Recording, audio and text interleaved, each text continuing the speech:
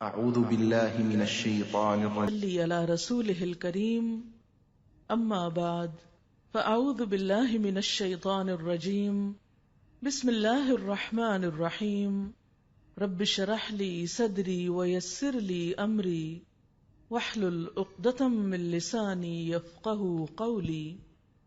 رمضان المبارک کی آمد ہے۔ اللہ کا لاکھ لاکھ شکر ہے کہ اس نے ہمیں زندگی میں ایک بار پھر موقع عطا کیا کہ ہم اس کی رحمتوں سے مستفید ہو سکیں۔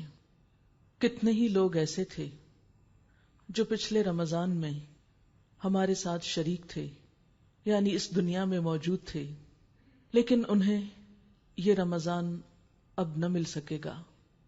وہ اس بابرکت مہینے کی آمد سے پہلے ہی دنیا سے رخصت ہو چکے، اور ہم نہیں جانتے کہ آئندہ ہمارے لیے ابھی کتنے مواقع باقی ہیں۔ عقل مند انسان وہ ہے جو اپنے وقت کی قیمت جانے، جو اس زندگی سے فائدہ اٹھائے اور اس میں آنے والے بابرکت لمحات اور نیکیوں کے مواقع کو ہاتھ سے نہ جانے دے۔ یہ مہینہ بہت بابرکت مہینہ ہے۔ ہمیں اس کے شروع ہونے سے پہلے اس کے لیے تیاری کرنی چاہیے۔ ہم دیکھتے ہیں کہ زندگی میں جو بھی اہم موقع آتا ہے ہم اس کے لیے خاص اہتمام کرتے ہیں، اس کی تیاری کرتے ہیں۔ کہیں شادی کا موقع ہو، مہینوں پہلے اس کے لیے تیاری ہوتی ہے۔ سب عزیز دوست رشتہ دار اس خاص موقع کے لیے ایک دوسرے کے مددگار ہوتے ہیں، مل جل کر اس کے لیے کام کاج کرتے ہیں، ذہنی طور پر بھی اور عملی طور پر بھی۔ بچوں کے امتحانات ہوں تو صرف وہ خود ہی تیاری نہیں کرتے، والدین بھی ساتھ تیاری کرتے ہیں، باقی تمام کام کاج چھوڑ کر اور مصروفیات چھوڑ کر اس اہم موقع کے لیے تیار ہوتے ہیں۔ اسی طرح اور بھی بہت سی چیزیں ہم دن رات دیکھتے ہیں کہ خاص طور پر جو چیزیں ہماری زندگی میں بہت اہمیت کی حامل ہوتی ہیں ان کے لیے ہم پہلے سے انتظار کرتے ہیں، تیاری کرتے ہیں، اور جو کام جتنی تیاری کے ساتھ کیا جائے اتنا ہی عمدہ طریقے سے ہو سکتا ہے۔ تو آئیے ہم بھی رمضان کی تیاری کرتے ہیں۔ عن ابی ہریرہ رضی اللہ عنہ عن رسول اللہ صلی اللہ علیہ وسلم قال اذا كانت اول لیلۃ من رمضان صفدت الشیاطین ومردت الجن وغلقت ابواب النار فلم يفتح منها باب وفتحت ابواب الجنة فلم يغلق منها باب ونادى مناد يا باغي الخير اقبل ويا باغي الشر اقصر ولله عتقاء من النار وذلك في كل ليلة رواہ ابن ماجہ۔ حضرت ابو ہریرہ رضی اللہ تعالی عنہ سے روایت ہے کہ نبی صلی اللہ علیہ وسلم نے فرمایا، جب رمضان کی پہلی رات آتی ہے تو شیاطین اور سرکش جن باندھ دیے جاتے ہیں، جہنم کے سارے دروازے بند کر دیے جاتے ہیں، ان میں سے کوئی ایک دروازہ بھی کھلا نہیں رکھا جاتا، اور جنت کے سارے دروازے کھول دیے جاتے ہیں۔ اس سے آپ دیکھیں کہ کتنا اہتمام ہوتا ہے عرش پر بھی، اللہ تعالیٰ کے ہاں بھی۔ یعنی زمین میں تو نیکیوں کا موسم بہار آتا ہی ہے، لیکن وہاں بھی اس کی قدردانی میں خاص اہتمام ہوتا ہے۔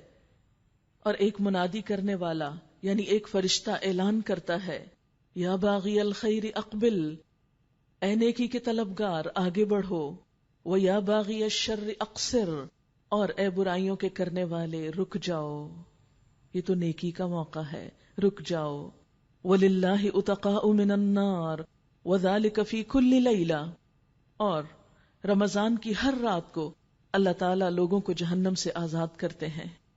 آپ خود سوچئے کہ ہمارے پاس ایک ایسا مہینہ آ رہا ہے کہ جس میں ہر رات بہت سے لوگ جہنم سے آزاد ہوں گے۔ دنیا کے جیل خانے سے آزادی کے موقع پر کتنی خوشی کوئی منا سکتا ہے، دنیا کی کسی تکلیف اور قید سے رہائی پر، تو وہ لوگ کہ جو اپنے برے اعمال کی وجہ سے جہنم میں جانے والے ہوتے ہیں، اس مہینے کے آنے پر جب توبہ استغفار کرتے ہیں، نیک کام کرتے ہیں، تو وہ اہل جنت میں سے ہو جاتے ہیں۔ ایک اور حدیث میں آتا ہے، عن ابی ہریرہ قال قال رسول اللہ صلی اللہ علیہ وسلم اذا دخل رمضان فتحت ابواب الجنہ وغلقت ابواب جہنم وسلسلت الشیاطین۔ حضرت ابو ہریرہ رضی اللہ تعالی عنہ سے روایت ہے، نبی صلی اللہ علیہ وسلم نے فرمایا جب رمضان آتا ہے تو جنت کے دروازے کھول دیے جاتے ہیں، جہنم کے دروازے بند کر دیے جاتے ہیں اور شیاطین باندھ دیے جاتے ہیں، یعنی بندوں کو آزادی کے ساتھ نیک کام کرنے کا موقع اور ماحول عطا کیا جاتا ہے۔ یہ موقع اور ماحول پورے سال نہیں ملتا جو اس مہینے میں نصیب ہوتا ہے، لہٰذا اس سے خوب فائدہ اٹھانا چاہیے۔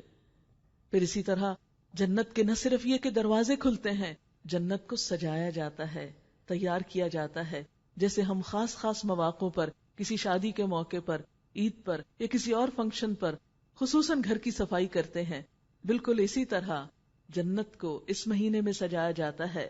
اللہ تعالیٰ روزانہ جنت کو سنوارتے اور مزین فرماتے ہیں، پھر جنت سے خطاب کر کے فرماتے ہیں کہ میرے نیک بندے اس مہینے میں اپنے گناہوں کی معافی مانگ کر اور مجھے راضی کر کے تیرے پاس آئیں گے۔ یعنی نیکی کرنے والوں کے لیے زمین پر لوگ نیکیوں میں دوڑ رہے ہوتے ہیں، راتوں کو جاگ رہے ہیں، دن کو روزہ رکھ رہے ہیں، اور وہاں ان کے لیے جنت سجائی جا رہی ہے۔ گویا زمین و آسمان اس خوشی میں شریک ہوتے ہیں کہ اللہ کے بندے، اللہ کی مخلوق اللہ کی طرف رجوع کر رہی ہے، اس کی طرف پلٹ رہی ہے، نیکیوں کی طرف دوڑ رہی ہے۔ پھر اسی طرح روزے دار کے لیے جنت میں خصوصی دروازہ ہے۔ حضرت سہل بن سعد سے روایت ہے کہ رسول اللہ صلی اللہ علیہ وسلم نے فرمایا ان فی الجنۃ بابا یقال له الریان يدخل منه الصائمون یوم القیامہ لا يدخل منه احد غیرهم۔ جنت میں ایک دروازہ ہے جس کا نام ریان ہے، جس سے قیامت کے دن روزہ دار ہی گزریں گے، ان کے علاوہ اس دروازے سے کوئی اور داخل نہ ہو سکے گا۔ اس مہینے میں مومن کی روزی بڑھا دی جاتی ہے اور جہنم سے رہائی کے لیے بہت سے مواقع دیے جاتے ہیں۔ اب جب کہ ہمارے پاس اتنی رحمتوں اور برکتوں والا مہینہ آ رہا ہے تو ہمیں اس میں کچھ مخصوص کام کرنا ہے۔ وہ کیا کام ہے؟ بات یہ ہے کہ ہمارا دین دو اہم چیزوں پر مشتمل ہے، ایک طرف حقوق اللہ ہیں، دوسری طرف حقوق العباد ہیں، ایک طرف عبادات ہیں اور دوسری طرف بندوں کی خدمت ہے۔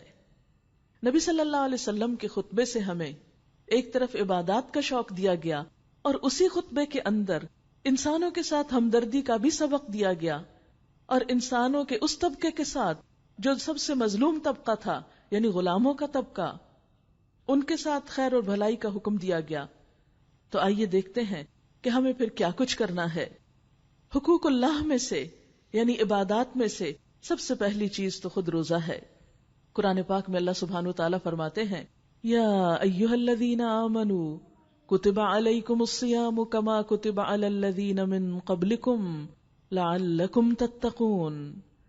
اے لوگو جو ایمان لائے ہو، تم پر روزے فرض کیے گئے جس طرح تم سے پہلے لوگوں پر فرض کیے گئے تھے، لعلکم تتقون، تاکہ تم متقی ہو جاؤ، تاکہ تمہارے اندر تقوی پیدا ہو۔ یہ تقوی کیا چیز ہے جس کے لیے یہ روزہ فرض کیا گیا ہے؟ تقوی دل کی ایک خاص کیفیت کا نام ہے۔ آپ صلی اللہ علیہ وسلم نے دل کی طرف اشارہ کر کے فرمایا تھا التقوی ہا ہنا، التقوی ہا ہنا، التقوی ہا ہنا، تقوی یہاں پر ہے، تقوی یہاں پر ہے، تقوی یہاں پر ہے۔ کیا ہے تقوی جو دل میں ہے؟ یہ دراصل ایک خاص احساس کا نام ہے، شعور کی بیداری کا نام ہے۔ کس بات کا شعور جاگتا ہے اس تقوی میں؟ کہ مجھے اللہ کی اطاعت کرنی ہے، مجھے سنبھل کر یہ زندگی بسر کرنی ہے، مجھے ایسے کاموں سے بچنا ہے جس سے اللہ تعالیٰ ناراض ہوتا ہے، مجھے اپنی عبادات میں بھی توجہ کرنی ہے، مجھے اپنی ذمہ داریوں کو بھی نبھانا ہے۔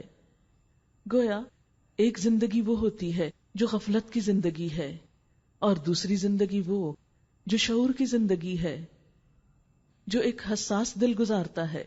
تقوی دراصل ہمارے اسی احساس کو زندہ کرتا ہے۔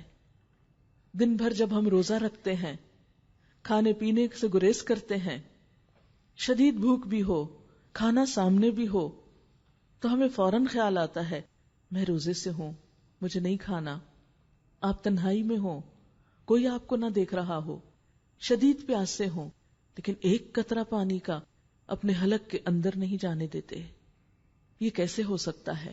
وہی شخص یہ کر سکتا ہے کہ جو ہوش و حواس رکھتا ہے، جو سوچ سمجھ رکھتا ہے، جو شعور رکھتا ہے، جس کا دل زندہ ہے، جس کا ضمیر مردہ نہیں ہو چکا، جس کو اپنے رب کے حاضر و ناظر ہونے کا یقین ہے.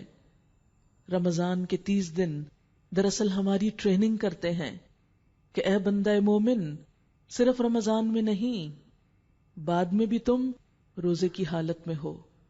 تمہیں تو ساری زندگی ہی روزہ رکھنا ہے. یہ تو مخصوص قسم کا روزہ ہے جس میں صرف حلال چیزوں کو چھوڑا جاتا ہے.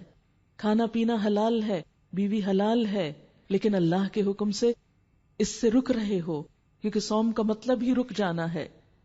تو اگر اللہ کے حکم سے تم حلال سے رک سکتے ہو تو اللہ ہی کی خاطر، اسی کی محبت میں، اسی کی خوشی میں، اسی کی رضا میں حرام سے بھی بچ جاؤ، اس سے بھی رک جاؤ. یہی تقویٰ ہے. تقویٰ صرف ہماری ظاہر کی آنکھیں نہیں، دل کی آنکھیں بھی کھول دیتا ہے. اور اللہ تعالیٰ چاہتے یہی ہے کہ امت مسلمہ ایک باشعور زندگی بسر کرے، غفلت کی نہیں، جانوروں کی طرح نہیں، کیونکہ اللہ کے نزدیک وہ لوگ بدترین مخلوق ہیں جو سوچ سمجھ سے کام نہیں لیتے. ان شر الدواب عند اللہ الصم البکم الذین لا یعقلون. بے شک اللہ کے نزدیک بدترین جانور یا جانوروں میں سے بھی بدترین شر الدواب کون ہے؟ الصم البکم، جو بہرے گنگے لوگ ہیں. الذین لا یعقلون، جو عقل سے کام نہیں لیتے، جو اپنے شعور سے کام نہیں لیتے. تو روزہ دراصل ہمارا شعور بیدار کرتا ہے، غفلت سے نکالتا ہے، تقویٰ پیدا کرتا ہے.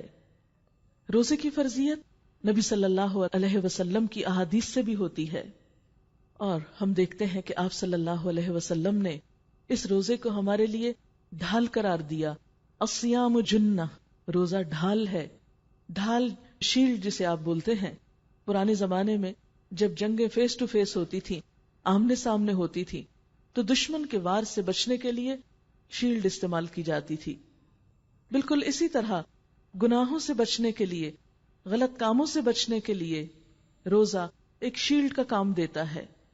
جب انسان کے اندر تقویٰ پیدا ہو جاتا ہے تو کسی بھی غلطی کے وقت وہ فوراً سوچتا ہے کہ نہیں، یہ تو جہنم کا ایک شعلہ ہے، میں اس کی طرف نہیں بڑھ سکتا، مجھے اس سے بچنا ہے. اور یوں روزہ 30 دن تک ایک احساس بیدار کرتے کرتے بالآخر انسان کو ساری زندگی میں گناہوں سے بچنے کا ایک موقع دیتا ہے. آپ صلی اللہ علیہ وسلم نے فرمایا، الصیام جنۃ من النار کجنۃ احدکم من القتال. روزہ جہنم سے ڈھال ہے. یعنی جس طرح دنیا میں انسان کو برائیوں سے بچاتا ہے، اسی طرح آخرت میں دوزخ سے بچانے والا ہے. آپ نے فرمایا، جس طرح تمہاری لڑائی سے بچانے والی ڈھال ہوتی ہے، پھر اسی طرح روزہ جہنم سے دوری کا ذریعہ ہے. آپ صلی اللہ علیہ وسلم نے فرمایا، جو شخص اللہ تعالیٰ کے راستے میں ایک دن کا روزہ رکھتا ہے، اللہ تعالیٰ اس کا چہرہ اس ایک دن کے عوض جہنم سے 70 سال دور کر دے گا. روزہ مغفرت کا ذریعہ ہے. آپ صلی اللہ علیہ وسلم نے فرمایا، من صام رمضان ایمانا و احتسابا غفر له ما تقدم من ذنبہ. جس نے ایمان اور احتساب یا ثواب کے نیت کے ساتھ روزے رکھے، اللہ تعالیٰ اس کے پچھلے گناہوں کو معاف کر دیں گے. گناہوں کی وہ آگ جو ہم نے 11 مہینے بھڑکائی، اب موقع آ رہا ہے کہ اس میں روزہ رکھ کر اور روزے کا حق ادا کر کے اس آگ کو ٹھنڈا کر سکیں.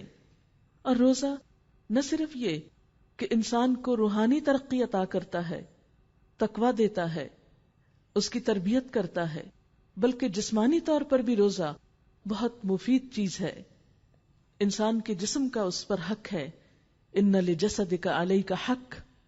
عام طور پر ہم سمجھتے ہیں کہ یہ حق جسم کو کھلا پلا کر دیا جاتا ہے یا بہت آرام کر کے دیا جا سکتا ہے. حالانکہ بسا اوقات جسم کا حق کھانے پینے سے رک کر دینا ہوتا ہے، اور روزہ دراصل جسم کا حق دینا بھی ہے۔ ہمارا معدہ دن میں سارا وقت کام کرتا ہے، ہم اسے چین نہیں لینے دیتے، کبھی کچھ کھا لیتے ہیں، کبھی پی لیتے ہیں، کبھی کچھ منہ میں ڈالتے ہیں، کبھی کچھ منہ میں ڈالتے ہیں، اس بیچارے کو آرام تو ملتا ہی نہیں۔ اور نہ صرف یہ کہ معدہ، بلکہ اس کے ساتھ جگر جیسی چیز جس کو غذا کے ہضم میں مدد دینے کے علاوہ 15 اور کام کرنے ہوتے ہیں۔ رمضان میں جب 10-12 گھنٹے کے لیے معدے کو سکون ملتا ہے، جگر کو کم کام کرنا پڑتا ہے، تو وہ زیادہ صحت مند ہو جاتے ہیں۔ یہ جسم کی زکوٰۃ بھی ہے۔ اسی طرح روزے کے دوران خون کی مقدار میں بھی کچھ کمی ہوتی ہے، اور اس سے دل بھی کچھ آرام اور چین پاتا ہے، بلڈ پریشر بھی کنٹرول ہوتا ہے، اور پٹھوں پہ دباؤ بھی کم ہوتا ہے۔ افطار کے وقت تک خون میں موجود غذائیت کے تمام ذرات تحلیل ہو چکے ہوتے ہیں، یعنی انسان وہ سب کچھ استعمال کر چکا ہوتا ہے، اور اس سے پھر شریانوں پر یا وریدوں پر چربی نہیں چڑھتی، اور انسان زیادہ صحت مند ہوتا ہے، شریانیں سکڑنے سے محفوظ رہتی ہیں۔ اس طرح روزہ دل کی بیماریوں سے بھی حفاظت کا ذریعہ ہے۔ اسی طرح روزے کی وجہ سے کچھ گروتھ ہارمونز جسم کے اندر پیدا ہوتے ہیں۔ ریسرچ سے یہ بات سامنے آئی ہے کہ جو لوگ زیادہ روزے رکھتے ہیں ان کی سکن دیر تک اچھی رہتی ہے، وہ جھریوں سے محفوظ رہتے ہیں۔ یعنی بہت سے لوگ یہ سمجھتے ہیں کہ کھا پی کر زیادہ صحت مند چہرہ نظر آتا ہے، لیکن معاملہ اس کے برعکس ہے۔ خواتین تو خاص طور پر اپنی سکن کے معاملے میں بہت کانشیس ہوتی ہیں، ان سب کے لیے ایک اچھی ٹپ ہے، لیکن یاد رکھیے کہ ہمیں صرف اس جسمانی فائدے کے لیے روزہ نہیں رکھنا، اصل تو اللہ کی رضا کی خاطر اللہ کے لیے نیت کر کے رکھنا ہے۔ لیکن جب کوئی شخص اللہ کا ہو جاتا ہے، اللہ کے لیے کوئی کام کرتا ہے، تو ایسا نہیں ہوتا کہ دنیا کا فائدہ اس کو حاصل نہیں ہوتا۔ بندہ مومن کی تو بہرحال پرائرٹی آخرت ہے، دنیا تو دوسرے نمبر پر آتی ہے۔ اس لیے اگر آپ اللہ کی خاطر ایک نیک کام کریں گے تو دنیا میں بھی اس کا فائدہ اٹھائیں گے۔ گروتھ ہارمونز جب بڑھتے ہیں جسم میں تو اس سے پٹھوں میں پروٹین بڑھتی ہے، اور فری فیٹی ایسڈز کی تیز حرکت کی وجہ سے پٹھوں کو توانائی مہیا ہوتی ہے۔ اسی طرح روزہ رکھنے سے خوراک کی توڑ پھوڑ کا بنیادی نظام میٹابولک ریٹ جو ہے وہ بھی معتدل رہتا ہے، اور بھی اس کے بے شمار فوائد بتائے گئے ہیں، لیکن اس وقت چونکہ موقع طبی فوائد بتانے کا نہیں، لیکن ہلکا سا ذکر کرنا مقصود تھا تاکہ انسان یہ جان سکے کہ ہمارا دین جب ہمیں کچھ سکھاتا ہے تو وہ صرف آخرت کے لیے نہیں، اس میں ہماری دنیا کا بھی فائدہ ہوتا ہے۔ بہت سے لوگوں کو یہ غلط فہمی ہوتی ہے کہ اگر ہم دین کی طرف آئیں گے یا دین کے لیے کچھ کام کریں گے تو شاید ہمیں دنیا مکمل طور پر بند کرنی پڑے یا دنیا ہم سے چھٹ جائے گی۔ نہیں، اللہ تعالیٰ ہی نے یہ دنیا بنائی ہے، وَلِلَّهِ الْآخِرَةُ وَالْأُولَى، یہ دنیا بھی اور آخرت بھی سب اللہ ہی کی ہے۔ اصل امتحان اس بات کا ہے کہ ہم جیتے کس کے لیے ہیں، قریب کی چیز کے لیے یا اس اصلی چیز کے لیے، اور ہم جو بھی کام کرتے ہیں اس میں فائدہ کس کا دیکھتے ہیں، صرف دنیا کا یا آخرت کا۔ آخرت ایک بلند منزل ہے، جو انسان بلندی کا سفر شروع کرتا ہے اس سے کم تر چیزیں، راستے کی چیزیں اسے ملتی چلی جاتی ہیں، وہ تو راستے میں آتی ہی ہیں، دنیا تو راستے میں آ جاتی ہے۔ لیکن جو شخص آخرت پر اپنی نظر رکھ کے جیتا ہے اور وہ قدم بقدم سفر کرتا چلا جاتا ہے، اسے وہ منزل بھی مل جاتی ہے اور راستے کے فائدے بھی اٹھا لیتا ہے۔ لیکن اگر کوئی شخص اپنا گول ہی ایسا رکھے کہ وہ صرف دنیا کے لیے جیے تو آخرت اس سے چھٹ سکتی ہے، وہ وہاں تک نہیں پہنچ سکتا۔ کوئی بھی شخص جو عاقل و بالغ ہو، جس پر روزہ فرض ہو چکا ہو، اس کے لیے لازم ہے کہ وہ اس مہینے سے خوب فائدہ اٹھائے اور چھوٹی چھوٹی بیماریوں کے بہانے کر کے یا محض خوف کا شکار ہو کر اس موقع کو ہاتھ سے نہ جانے دے۔ اور اس معاملے میں یہ بھی دیکھنا چاہیے کہ بعض اوقات ہم روزہ چھوڑنے کے لیے کسی ڈاکٹر سے فتویٰ لے آتے ہیں اور اس کے سہارے ہم روزہ چھوڑ دیتے ہیں۔ اس سلسلے میں بھی یاد رکھیے کہ دین ہمیں سکھاتا ہے استفت قلبک ولو افتوکا، اپنے دل سے بھی فتویٰ مانگو، خواہ لوگ تمہیں فتویٰ دے دیں، خواہ ڈاکٹر صاحب یہ کہہ بھی دیں، لیکن پھر تم اپنے مزاج کو، اپنے آپ کو، اپنی صلاحیت کو زیادہ پہچانتے ہو کہ تم اپنے اوپر کتنی مشقت لے سکتے ہو. رمضان کے مبارک مہینے میں روزہ رکھنے کے علاوہ دوسرا اہم ترین کام نماز ہے، اور خصوصاً نماز تراویح ہے. نماز کے بارے میں آپ سب جانتے ہیں کہ یہ کافر اور مومن کے درمیان فرق کرتی ہے.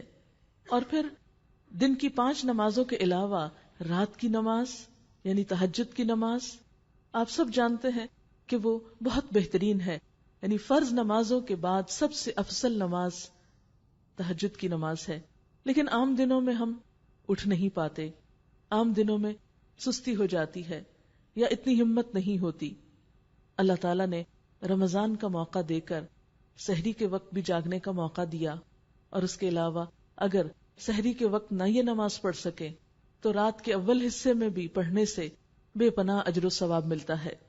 سورۃ الفرقان میں اللہ تعالیٰ فرماتے ہیں عباد الرحمن کی صفات بیان کرتے ہوئے کہ والذین یبیتون لربہم سجدا وقیاما، کہ رحمان کے پیارے بندے ان کی راتیں کس طرح گزرتی ہیں؟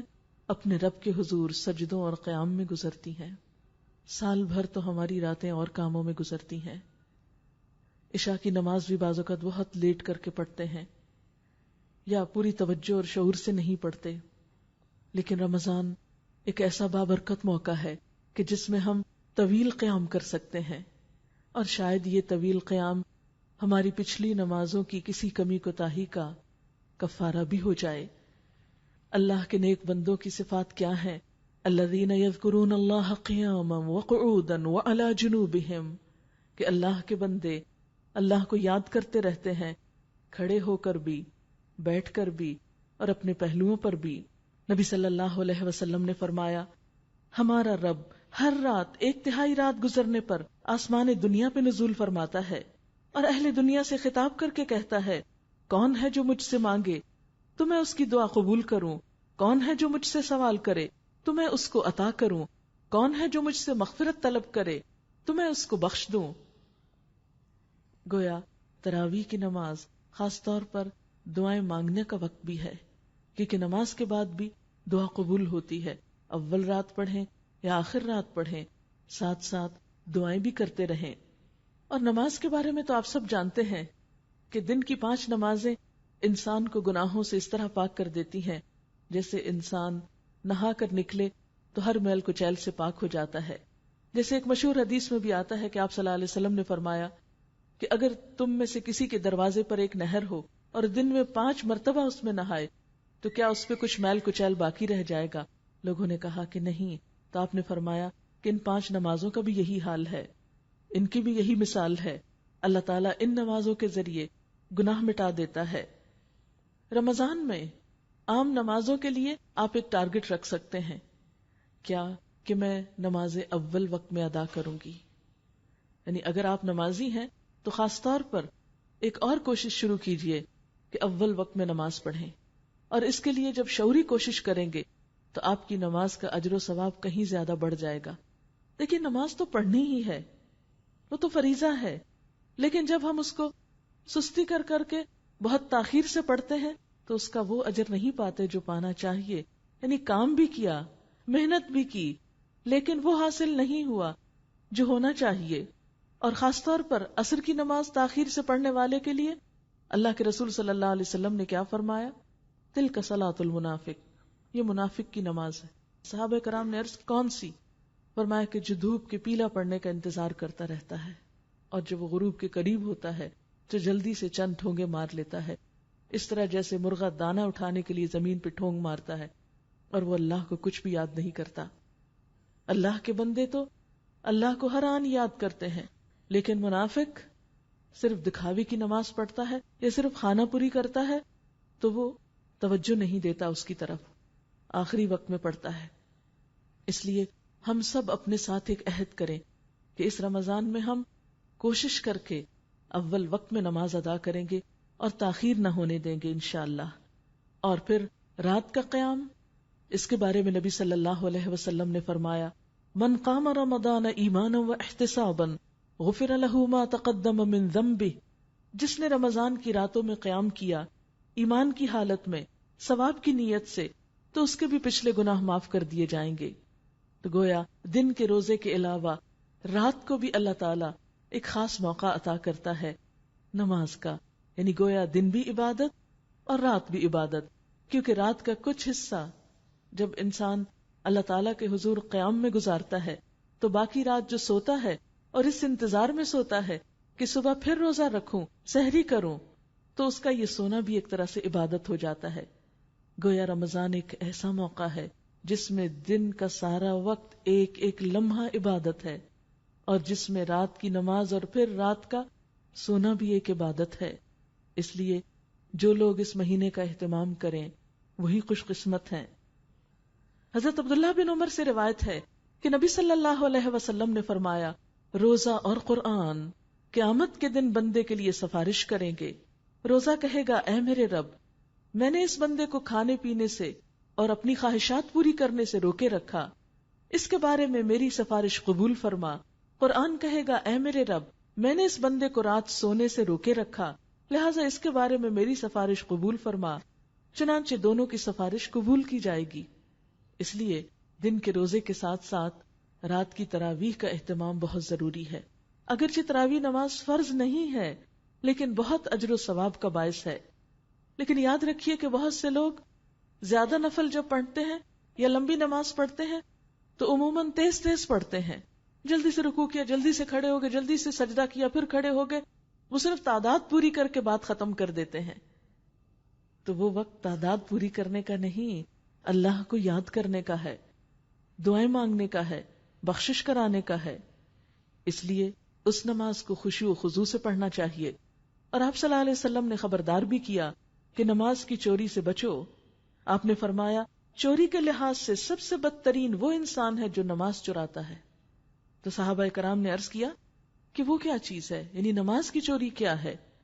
تو آپ نے اس پر کیا فرمایا کہ جو رکوع اور سجود ٹھیک سے ادا نہیں کرتا، یعنی ابھی رکوع میں گئے نہیں کہ اٹھ کھڑے ہوئے، سجدہ کیا نہیں تو اٹھ کھڑے ہوئے، ایک سجدے سے اٹھ کے ٹک کے بیٹھے ہی نہیں کہ دوبارہ سجدے میں چلے گئے، اور نماز میں ہل جل ہی رہی اور ختم کر دی گئی۔ تو اس لیے کوشش کیجئے کہ اس طرح نماز ادا کریں کہ نماز کا بھی حق ادا ہو، نہ کہ نماز پڑھیں اور اس کے ساتھ اس کی چوری کے مرتکب ہوں۔ حضرت عبداللہ بن عمرو بن العاص فرماتے ہیں کہ نبی صلی اللہ علیہ وسلم نے فرمایا، اس شخص نے قرآن کو سمجھا نہیں جس نے اسے 3 شب و روز سے کم میں پڑھا۔ اس لیے خاص طور پر رمضان کی تراویح میں سارا مہینہ قرآن کی قرات سننا زیادہ اچھا ہے۔ اس لیے نماز میں یعنی قیام میں جب تراویح میں تلاوت کی جائے تو اس وقت انسان زیادہ بہتر طور پر اس کی قرات کرے یا سنے۔ تراویح کا بہترین طریقہ یہ ہے کہ انسان کسی ایسی مسجد میں یا کسی ایسی جگہ پر حاضر ہو جہاں کچھ لوگ مل جل کر تراویح پڑھ رہے ہوں، کیونکہ ہم میں سے ہر ایک حافظ نہیں، ہم سب لمبا اور طویل قیام کر نہیں سکتے۔ اس لیے جن مساجد میں تراویح کا اہتمام ہو، اگر موقع پائیں تو وہاں حاضر ہوں۔ اس سے آپ دیکھیں گے کہ زیادہ بہتر طور پر نماز ادا ہو سکے گی، کیونکہ انسان جو کام دوسروں کے ساتھ مل جل کر کرتا ہے وہ زیادہ اس پر آسان ہو جاتا ہے۔ تنہا نیکی کرنا ذرا بھاری ہوتا ہے، لیکن مل کر نیکی کرنا آسان ہوتا ہے۔ اس کے لیے نبی صلی اللہ علیہ وسلم نے فرمایا، اذا استأذنت امرأة احدکم الى المسجد فلا یمنعها، متفق علیہ روایت ہے بخاری اور مسلم کی، کہ اگر تم میں سے کسی کی بیوی اس سے مسجد جانے کی اجازت طلب کرے تو وہ اسے مت روکے، یعنی عورت کو مسجد جانے کی اجازت ہے، کیونکہ بعض اوقات یہ سننے میں آتا ہے کہ عورت کا مسجد جانا پسندیدہ نہیں۔ ہاں، اگر اپنی حدود اور قیود کا خیال رکھتے ہوئے اپنے کام سے کام رکھ کر اپنے فریضے کو ادا کر کے انسان واپس آئے تو یہ ایک بہت ہی عمدہ عبادت ہے جو عموماً گھر میں میسر نہیں آتی۔ پھر رمضان میں کرنے والے کاموں میں اہم ترین کام قرآن سے تعلق۔ کیوں؟ اس لیے کہ شہر رمضان الذی انزل فیہ القرآن، رمضان وہ مہینہ ہے جس میں قرآن نازل کیا گیا، تو اس لیے سب سے زیادہ قرآن کے ساتھ تعلق رمضان ہی میں ہوگا۔ اور اس تعلق کے لیے کیا چیز ہو سکتی ہے؟ ایک تو ہم دن میں تلاوت کریں، دوسرے یہ کہ رات کو قیام کی حالت میں اس کو سنیں یا پڑھیں، جن لوگوں کو زبانی زیادہ یاد ہے وہ خود اس کو پڑھ سکتے ہیں، اور تیسرے یہ کہ اس مہینے میں اس کتاب پر غور و فکر بھی کریں، کیونکہ اللہ سبحانہ وتعالیٰ فرماتے ہیں ھدی للناس، یہ قرآن انسانیت کی ہدایت کے لیے ہے، وبینات من الہدی والفرقان، اور ہدایت اور فرقان کی بینات رکھتا ہے۔ ہدایت تو ہدایت ہے، رہنمائی ہے، اور فرقان کیا ہے؟ اچھے برے کا فرق بتانے والی کتاب ہے یہ۔ اس کتاب کے اندر ایسی تعلیمات، ایسے احکامات موجود ہیں کہ جو انسان کو صحیح راستہ دکھاتے ہیں۔ ان ھذا القرآن یہدی للتی ہی اقوم، بے شک یہ قرآن وہ راستہ دکھاتا ہے جو سب سے زیادہ درست ہے۔ قد جاءکم من اللہ نور وکتاب مبین یہدی بہ اللہ من اتبع رضوانہ سبل السلام ویخرجہم من الظلمات الی النور بإذنہ ویہدیہم الی صراط مستقیم، بے شک تمہارے پاس اللہ کی طرف سے ایک نور اور روشن کتاب آ گئی ہے، اللہ اس کے ذریعے رہنمائی کرتا ہے اس شخص کی جو پیروی کرے اس کی رضامندی کی، سلامتی کے راستوں کی طرف۔ یعنی اللہ سبحانہ وتعالی اپنی رضا پہ چلنے والوں کو سلامتی کے راستے دکھاتا ہے اور اپنے حکم سے اندھیروں سے نکال کر روشنی کی طرف لے آتا ہے۔ یہ کتاب دراصل انسان کو اندھیروں سے نکال کے روشنی کی طرف لاتی ہے اور اللہ تعالیٰ ان کو سیدھی راہ پہ چلاتا ہے۔ قرآن پاک ہے کیا؟ اللہ تعالیٰ فرماتے ہیں وَإِنَّهُ لَتَنزِيلُ رَبِّ الْعَالَمِينَ، یہ کوئی معمولی کتاب نہیں، رب العالمین کی نازل کردہ ہے۔ نزل بہ الروح الامین، روح الامین اس کو لے کر اترے ہیں، علی قلبک، آپ کے قلب مبارک پر اتری ہے، لتکون من المنذرین، تاکہ آپ تمام لوگوں کو خبردار کرنے والے ہوں، بلسان عربی مبین، یہ عربی زبان میں نازل ہوئی ہے جو بہت واضح کرنے والی ہے۔ اب آپ دیکھیے کہ نمبر 1 یہ اللہ رب العزت کی کتاب ہے، اس کا کلام ہے، سب سے افضل اور سب سے بڑے فرشتے جبریل امین اس کو لائے ہیں، پیغمبروں کے سردار نبی اکرم صلی اللہ علیہ وسلم پر یہ کتاب نازل ہوئی ہے۔ اور مقصد کیا بتایا گیا؟ کیوں نازل ہوئی؟ لتکون من المنذرین، تاکہ آپ لوگوں کو خبردار کر سکیں، تاکہ آپ لوگوں کو آگاہ کر سکیں۔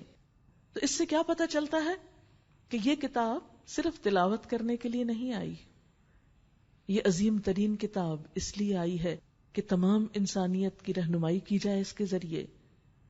یہ کتاب بہت عزت والی ہے، بہت بلند درجہ ہے، بل ہوا قرآن مجید۔ لیکن کیوں آئی ہے؟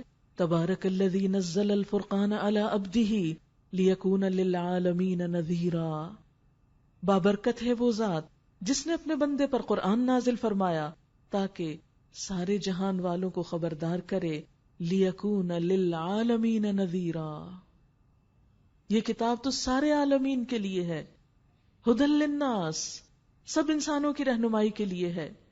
لیکن آج ہم دیکھ سکتے ہیں کہ کیا کتاب کے اترنے کا یہ مقصد پورا ہو رہا ہے؟ کیا اس کا پیغام تمام دنیا تک پہنچ چکا ہے؟ کیا اللہ کی ساری مخلوق اللہ کے اس کلام سے فیض یاب ہو چکی ہے؟ اگر نہیں تو میرے اور آپ سب کے لیے ایک سوال ہے، کیوں نہیں؟ اس کی ذمہ داری کس پر ہے؟ یہ کام کون کرے گا؟ اللہ کے رسول صلی اللہ علیہ وسلم تو اپنا فریضہ ادا کر کے جا چکے۔ آپ نے جاتے ہوئے یہ امانت کس کے سپرد کی تھی؟ اپنی امت کے سپرد کی تھی۔ صحابہ کرام نے اس امانت کو خوب نبھایا، لیکن آج کے اس دور میں میں اور آپ اس کے لیے کیا کر رہے ہیں؟ ہم میں سے ہر ایک کو سوچنا چاہیے اور اپنا فرض ادا کرنے کے لیے اپنی سی کوشش کرنی چاہیے۔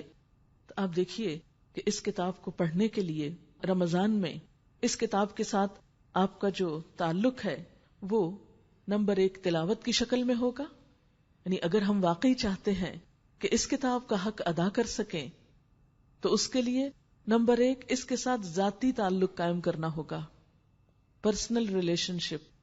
آپ دیکھیے کہ جب آپ کسی چیز کو زیادہ اہمیت دیتے ہیں تو اس کے ساتھ کیا کرتے ہیں؟ ایک ذاتی تعلق پیدا کرتے ہیں۔ جن انسانوں کے ساتھ آپ کا ذاتی تعلق ہوتا ہے وہ آپ کے خاص بندے ہوتے ہیں، ہر انسان کے ساتھ آپ کا ذاتی تعلق نہیں ہوتا۔ اور اسی طرح دنیا کی ہر چیز کے ساتھ بھی ایک ذاتی تعلق نہیں ہوتا۔ مثلا اگر آپ بازار میں جا رہے ہیں، بہت سی آپ دکانیں دیکھ رہے ہیں، کسی دکان میں جاتے ہیں، بہت سی چیزیں دیکھتے ہیں، اگر آپ وہ دیکھ رہے ہیں تو ان چیزوں کے ساتھ آپ کا کوئی ذاتی تعلق نہیں ہے، بس وہ چیزیں ہیں، کسی کی ہیں، دیکھنے کے لیے رکھی ہیں، چاہیے تو اس کو خرید لیں، لیکن وہ آپ کی ذاتی چیز نہیں ہوتی، اس لیے چاہے آپ کو پسند بھی ہو تو ایک ڈسٹنس ہے اس کے ساتھ۔ ہاں، اگر اس چیز کو آپ خرید کر اٹھا کر گھر لے آتے ہیں تو پھر آپ کا اس کے ساتھ ایک ذاتی تعلق ہوتا ہے۔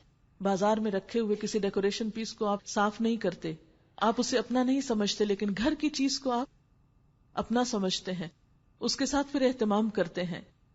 تو قرآن پاک کے ساتھ جب ہمارا ایک ذاتی تعلق، ایک پرسنل تعلق قائم ہوگا، جبھی آپ اس کا حق ادا کر پائیں گے۔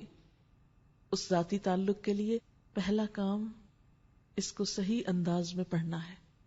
رمضان میں تلاوت کا اجر و ثواب کئی گنا زیادہ ہو جاتا ہے۔ ویسے عام طور پر بھی ایک حرف پڑھنے کا اجر کتنا ہے؟ 10 نیکیاں، لیکن آپ جانتے ہیں وہ حدیث ابھی آپ نے سنی کہ رمضان میں اگر کوئی شخص ایک نیکی کرے، یعنی نفل درجے کی، تو اس کا اجر فرض کے ادا کرنے کے برابر ہوتا ہے، اور فرض 70 گنا بڑھ جاتا ہے اس کا اجر و ثواب۔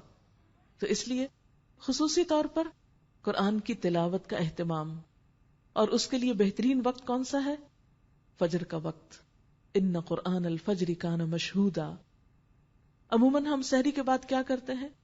کبھی گپ شپ کرنے لگتے ہیں، ٹیلی فون کرنے لگتے ہیں، اور ادھر ادھر چیزیں سمیٹتے ہیں، اور گھر کے کاموں میں کچھ لگ جاتے ہیں، بہت فریش ٹائم ہوتا ہے۔ حالانکہ ہونا کیا چاہیے کہ اس کے فوراً بعد نماز کا اہتمام کریں۔ فجر کی بہترین نماز وہ ہے جو اندھیرے میں شروع کی جائے اور روشنی تک پڑھی جائے۔ اگر ہمیں قرآن پاک کی کچھ آیات یاد ہیں تو فجر کی نماز ان دنوں میں طویل پڑھنے کی کوشش کریں، اور اگر یاد نہیں، بدقسمتی سے، یہ لفظ بدقسمتی کیوں استعمال کر رہی ہوں؟ اس لیے کہ جس کے سینے میں اللہ کا کلام ہے وہی خوش قسمت ہے نا، سب سے بڑا تحفہ ہے، سب سے پیاری چیز اس نے اپنے سینے میں رکھی ہوئی۔ ہم اس کے لیے عموماً اہتمام نہیں کرتے اور صرف قل ہو اللہ اور چند صورتوں پر ہی جیتے ہیں۔ تو جتنا جتنا آپ کے اندر وہ ہے اس کو آپ پڑھیے، اور اگر نہیں تو پھر کیا ہے کہ اس کے فوراً بعد آپ تلاوت کر سکتے ہیں۔ اس وقت تلاوت کیجیے، سورج نکلنے تک آپ تلاوت کرتے رہیے، اور پھر اس کے بعد آپ گھر کے کام کاج کر لیجیے۔ ان کے لیے تو بہت سا وقت ہے، لیکن وہ افضل وقت جو نماز کا ہے اسے کیوں گنوا دیں؟ وہ افضل وقت جو قرات کا ہے اسے کیوں گنوا دیں؟ عموماً ہم سستی اور غفلت کی وجہ سے ان اوقات کو ضائع کر دیتے ہیں جن میں عبادت کا درجہ اور مقام اور فضیلت کئی گنا بڑھ جاتی ہے، کیونکہ روزہ اور قرآن بندے کی سفارش کریں گے۔ اسی طرح قرآن پاک میں غور و فکر، تدبر، کیونکہ یہ آیت جو بھی میں نے آپ کو سنائی، شہر رمضان الذی انزل فیہ القرآن ھدی للناس، رمضان وہ مہینہ ہے جس میں قرآن اتارا گیا، لوگوں کے لیے ہدایت ہے، رہنمائی ہے۔ لیکن یاد رکھیے کہ ہدایت بغیر سوچے سمجھے پڑھنے سے نہیں ملا کرتی۔ مثلاً آپ کو کہیں جانا ہے، یہیں آئے ہیں آپ آج، ہو سکتا ہے آپ میں سے کچھ لوگ میری طرح پہلی بار یہاں پر آئے ہوں، اور آتے ہوئے آپ کو راستہ تلاش کرنے کی یا کسی سے پوچھنے کی ضرورت پڑی ہو، اور اگر آپ راستہ کسی ایسے شخص سے پوچھ رہے تھے کہ جو مثلاً فرینچ بول رہا تھا یا عربی بول رہا تھا، اور آپ عربی اور فرینچ جانتے نہیں، تو بتائیے کیا آپ یہاں تک پہنچ سکتے تھے؟ آپ کو سمجھ ہی کچھ نہیں آیا کہ مجھے کہاں سے جانا ہے، کہاں پہنچنا ہے، آپ پہنچ ہی نہیں سکتے۔ اسی طرح جب تک یہ پتا نہیں کہ قرآن کہتا کیا ہے، اس کا مطلب کیا ہے، تو ہم زندگی کا وہ مقصد پا نہیں سکتے جو اس کتاب کے ذریعے مل سکتا ہے۔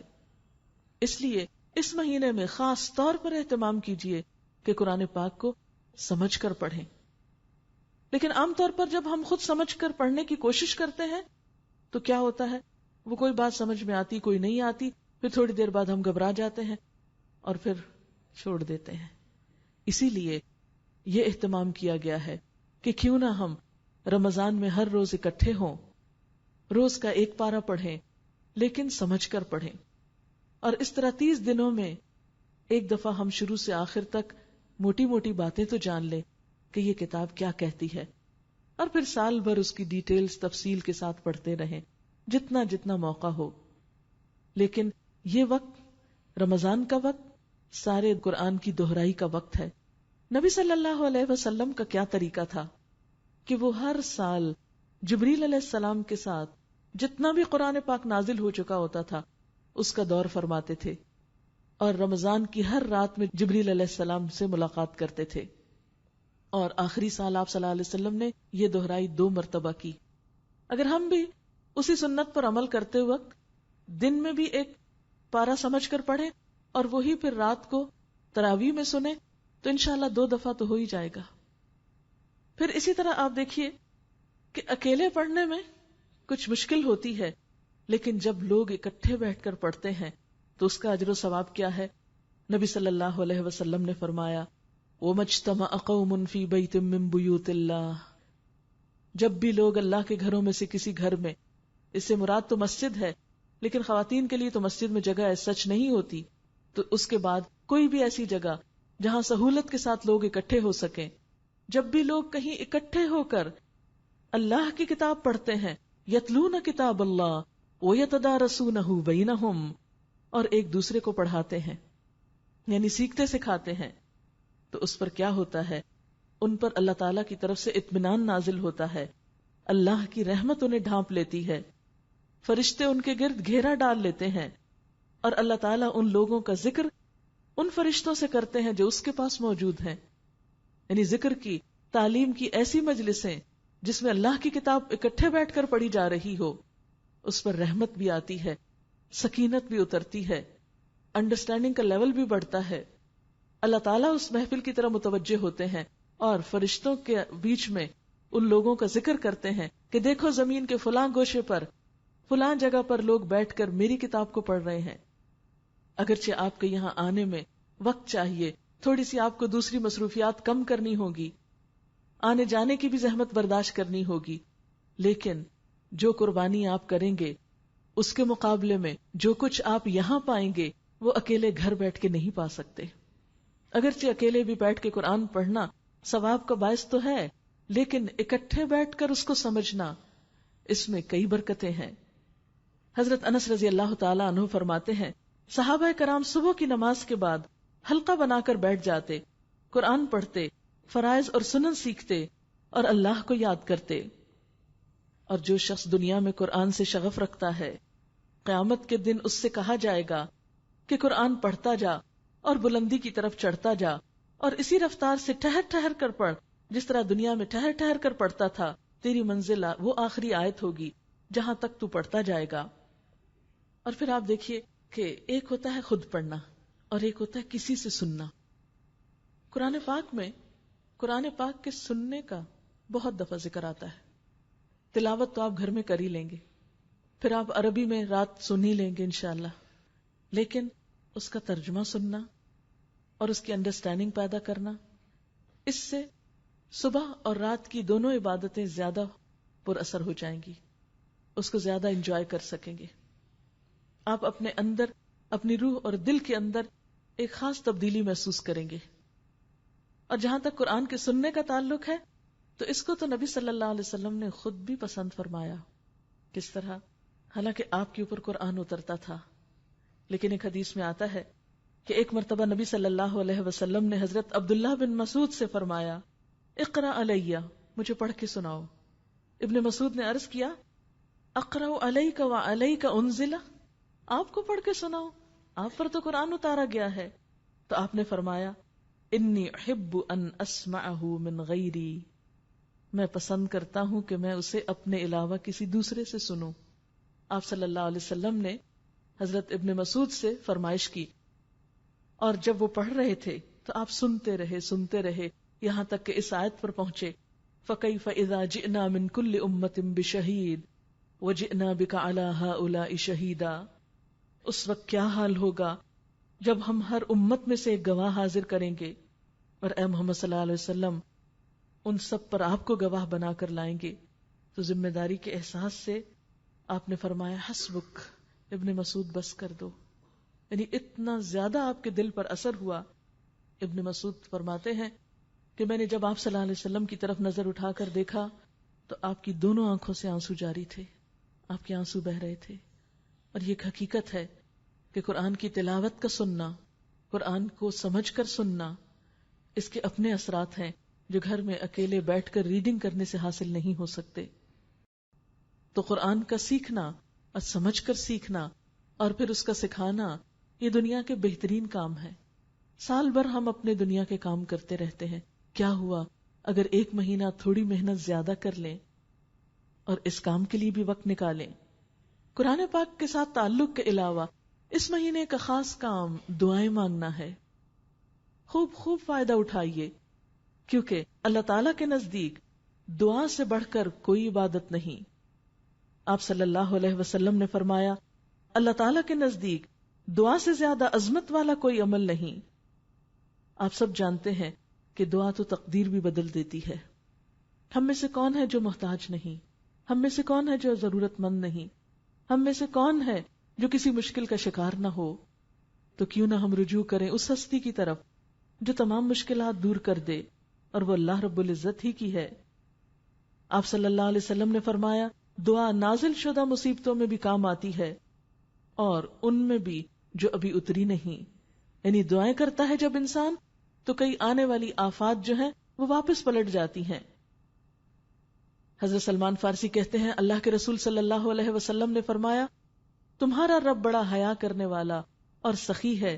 جب بندہ اس کے حضور ہاتھ اٹھاتا ہے تو اسے یہ ہاتھ خالی لوٹاتے ہوئے شرم آتی ہے. وہ قبول کرتا ہے. اجیب دعوت الداعی اذا دعانی، میں پکارنے والے کی پکار کا جواب دیتا ہوں جب بھی وہ مجھے پکارتا ہے. لیکن اس کے لیے شرط کیا ہے؟ فَلْيَسْتَجِيبُوا لِي، انہیں چاہیے کہ یہ بھی میری بات مانا کریں. وَلْيُؤْمِنُوا بِي، اور مجھ پر ایمان لائیں. لَعَلَّهُمْ يَرْشُدُونَ، تاکہ وہ راہ پائیں. اس لیے دعا ہر حال میں فائدہ دیتی ہے، خواہ اس کی قبولیت دنیا میں ہو جائے یا اس کی قبولیت آخرت کے لیے محفوظ کر دی جائے یا اس کے بدلے میں کوئی آنے والی مصیبت ٹال دی جائے. دعا پوری توجہ سے کرنی چاہیے، کیونکہ اللہ تعالیٰ غافل دل کی دعا نہیں سنتا. دعا کی قبولیت کے اوقات میں سحری کا وقت ہے، جس میں انشاءاللہ روز آپ اٹھیں گے، سحری تیار کر رہے ہیں، میز لگا رہے ہیں، برتن رکھ رہے ہیں، دل دل میں اللہ تعالیٰ کو پکارتے رہیں. کیونکہ ایک تو مصلی پہ بیٹھ کے فارمل طریقے سے آپ مانگتے ہیں، اور ایک انفارمل طریقے سے آپ کام کر رہے ہیں، دل دل میں اللہ تعالیٰ سے باتیں کر رہے ہیں کہ اللہ تعالیٰ میری یہ مشکل آسان کر دے، یہ میرا کام ہو جائے، یہ جو بھی آپ کی دنیا اور آخرت کی. کیونکہ مومن صرف دنیا نہیں مانگتا، وہ آخرت بھی ساتھ مانگتا ہے. وَمِنْهُمْ مَنْ يَقُولُ رَبَّنَا آتِنَا فِي الدُّنْيَا حَسَنَةً وَفِي الْآخِرَةِ حَسَنَةً. تو اس لیے دنیا اور آخرت کی بھلائیوں کی دعائیں خوب خوب مانگے. پھر اسی طرح افطار کا وقت ہوتا ہے تو اس وقت دعا قبول ہوتی ہے، کیونکہ اس وقت رد نہیں ہوتی دعا. پھر آذان اور اقامت کے درمیان میں دعا قبول ہوتی ہے، پھر سجدے میں دعا قبول ہوتی ہے. پھر اسی طرح مسافر کی دعا قبول ہوتی ہے، والدین کی دعا اولاد کے حق میں قبول ہوتی ہے. لیکن یہ یاد رکھیے کہ رزق حرام دعاؤں کی قبولیت میں رکاوٹ بن جاتا ہے. اس لیے اس بارے میں ضرور کوشش کیجیے. اور روزہ ہی یہ شعور ہمیں دیتا ہے کہ جس رب کے حکم سے ہم حلال چھوڑتے ہیں، اس رمضان میں دعائیں مانگیے کہ اللہ تو ہمیں حرام سے بچا لے اور ہر طرح کے حرام کو ہماری زندگی سے نکال دے، تاکہ ہماری عبادتیں بھی قبول ہوں اور ہماری دعائیں بھی قبول ہوں. پھر اسی طرح افطاری کے علاوہ سحری کا وقت جو ہے، اس وقت سحری کرنا جو ہے وہ بھی ایک بابرکت عمل ہے. یعنی سحری کے وقت ہم دعائیں بھی کریں اور سحری بھی کریں. تو آپ دیکھیے کہ حدیث میں آتا ہے کہ آپ صلی اللہ علیہ وسلم نے فرمایا، سحری کھانا بابرکت ہے، اسے نہ چھوڑو چاہے کوئی ایک گھونٹ پانی ہی پیے، کیونکہ اللہ تعالیٰ اور اس کے فرشتے سحری کھانے والوں پہ رحمت بھیجتے ہیں. یعنی اگر آپ سحری سے پہلے دعائیں مانگ رہے تھے، اب آپ دعا چھوڑ کے سحری کھا رہے ہیں، تو فرشتے آپ کے لیے دعائیں کرنے میں لگ جاتے ہیں، کیونکہ اللہ کا بندہ ایک عبادت کی طرف قدم بڑھا رہا ہے، اس کی تیاری کر رہا ہے، اچھی طرح روزہ رکھنے کے لیے کچھ کھا پی رہا ہے. آپ صلی اللہ علیہ وسلم نے اسے مبارک ناشتہ کہا. حضرت ارباز بن ساریہ کہتے ہیں کہ ایک دفعہ رمضان میں آپ نے مجھے اپنے ساتھ سحری کھانے کے لیے بلایا. ہم تو عموماً افطار پارٹی کرتے ہیں نا، لیکن آپ نے ان کو سحری کے وقت بلایا اور فرمایا آؤ مبارک ناشتے کی طرف. اور بہترین سحری کھجور کو قرار دیا. آپ نے فرمایا مومن کے لیے بہترین سحری کھجور ہے، کیونکہ اس سے آپ کو ایک انرجی ملتی ہے. تو سنت کے طور پر ایک آدھ کھجور اگر میسر ہو تو ساتھ کھا لیجئے۔ پھر رمضان میں ایک اور خاص کرنے کا کام جو ہے وہ زکوٰۃ اور صدقہ خیرات ہے، کیونکہ شہر المواسات ہے، ہمدردی اور غمخواری کا مہینہ ہے۔ اس مہینے میں صرف اپنی ذاتی عبادتوں میں ہی مصروف ہو کر نہ رہ جائیں، ان لوگوں کو بھی یاد رکھیں جن کی عبادتیں اس وقت ہوں گی جب آپ ان کے کھانے کا انتظام کریں گے، جب آپ ان کے ضروریات کا خیال کریں گے۔ زکوٰۃ کا حکم 82 مرتبہ آیا ہے نماز کے ساتھ، اسلام کا ایک بنیادی فرض ہے، اس لیے صدقہ خیرات دینے سے پہلے سوچئے کیا میں نے زکوٰۃ ادا کر دی ہے، کیونکہ جب تک فریضہ ادا نہیں ہوتا نوافل قبول نہیں ہوتے۔ کئی نوافل مل کر ایک فرض کے برابر بنتے ہیں، تو سب سے پہلا کام کیا؟ اپنے زکوٰۃ کا حساب کر کے رکھ لیجئے، کیش میں دینا ہے، کسی چیز کی شکل میں دینا ہے، کچھ کرنا ہے، تیاری کر لیجئے تاکہ جب رمضان شروع ہو تو ہر روز کچھ نہ کچھ نکالتے رہیے۔ بہت سی چیزیں آپ کے گھر میں ایسی ہوں گی جنہیں آپ نے کبھی استعمال نہیں کیا ہوگا، اور دوسری طرف کچھ ایسے لوگ ہوں گے جو ان میں سے ایک ایک چیز کے لیے ترستے ہوں گے۔ تو اپنے مال میں سے اپنی الماریوں کو کھولیے، اپنے سٹورز کو کھولیے، اپنے مختلف چیزوں کو، اور دیکھیے کہ کون سی ایسی چیزیں ہیں جو آج تک استعمال نہیں کی، سال ہر سال سے رکھی ہوئی ہیں، ان میں سے کچھ نہ کچھ نکال کے ایسے لوگوں کو جو آپ ہی کی طرح کے انسان ہیں لیکن بنیادی ضروریات بھی پوری نہیں کر سکتے، ان کے ساتھ ہمدردی کیجیے۔ پھر اسی طرح فرائض کے علاوہ عام صدقہ خیرات، کیونکہ آپ صلی اللہ علیہ وسلم نے فرمایا صدقہ کرنے سے مال کم نہیں ہوتا اور پھر دولت میں اضافہ ہوتا ہے۔ اللہ تعالیٰ فرماتے ہیں وَمَا آتَيْتُم مِّن زَكَاةٍ تُرِيدُونَ وَجْهَ اللَّهِ فَأُولَٰئِكَ هُمُ الْمُضْعِفُونَ، جو زکوٰۃ تم اللہ کی خوشنودی حاصل کرنے کے لیے دیتے ہو اس سے دراصل اپنے مال میں اضافہ کرتے ہو۔ جو بھی انسان مال خرچ کرتا ہے اللہ تعالیٰ اس کے پیچھے اور لے آتا ہے، کیونکہ جو آپ کی قسمت اور حصے کا وہ تو آئے گا، دینے سے آپ کا اجر و ثواب بڑھے گا لیکن کم نہ ہوگا۔ اور اس کے برعکس جو لوگ زکوٰۃ ادا نہ کریں ان کے لیے سخت وعید بھی ہے۔ فرمایا وَالَّذِينَ يَكْنِزُونَ الذَّهَبَ وَالْفِضَّةَ وَلَا يُنْفِقُونَهَا فِي سَبِيلِ اللَّهِ فَبَشِّرْهُم بِعَذَابٍ أَلِيمٍ، جو لوگ سونا اور چاندی جمع کرتے ہیں اور اسے اللہ کے راستے میں خرچ نہیں کرتے ان کو دردناک عذاب کی خوشخبری سنا دو۔ ایک دن آئے گا کہ اسی سونے چاندی پر جہنم کی آگ دہکائی جائے گی، پھر اسی سے ان لوگوں کی پیشانیوں، پہلوں اور پیٹھوں کو داغا جائے گا اور کہا جائے گا یہ ہے وہ خزانہ جو تم نے اپنے لیے جمع کیا، لو اب اپنی سمیٹی ہوئی دولت کا مزہ چکھو۔ ایک اور جگہ پر فرمایا وَلَا يَحْسَبَنَّ الَّذِينَ يَبْخَلُونَ بِمَا آتَاهُمُ اللَّهُ مِنْ فَضْلِهِ هُوَ خَيْرٌ لَّهُمْ بَلْ هُوَ شَرٌّ لَّهُمْ سَيُطَوَّقُونَ مَا بَخِلُوا بِهِ يَوْمَ الْقِيَامَةِ، جن لوگوں کو اللہ تعالیٰ اپنے فضل سے مال و دولت دیتا ہے پھر وہ بخل سے کام لیتے ہیں، وہ اس خیال میں نہ رہیں کہ یہ بخل ان کے حق میں بہتر ہے بلکہ یہ ان کے لیے بہت برا ہے۔ اس بخل سے جو کچھ وہ جمع کر رہے ہیں اسے قیامت کے دن توق بنا کر ان کے گلے میں ڈال دیا جائے گا۔ ایک حدیث میں آتا ہے جس کو اللہ نے مال دیا اور اس نے اس کی زکوٰۃ ادا نہ کی تو قیامت کے دن اس کا مال گنجے سانپ کی شکل بن کر جس کی آنکھوں پہ 2 نقطے ہوں گے اس کے گلے کا توق بن جائے گا، اس کی دونوں باچھیں پکڑ کر کہے گا انا مالوکا انا کنزوکا، میں تیرا مال ہوں، میں تیرا خزانہ ہوں۔ پھر آپ نے یہی آیت تلاوت فرمائی۔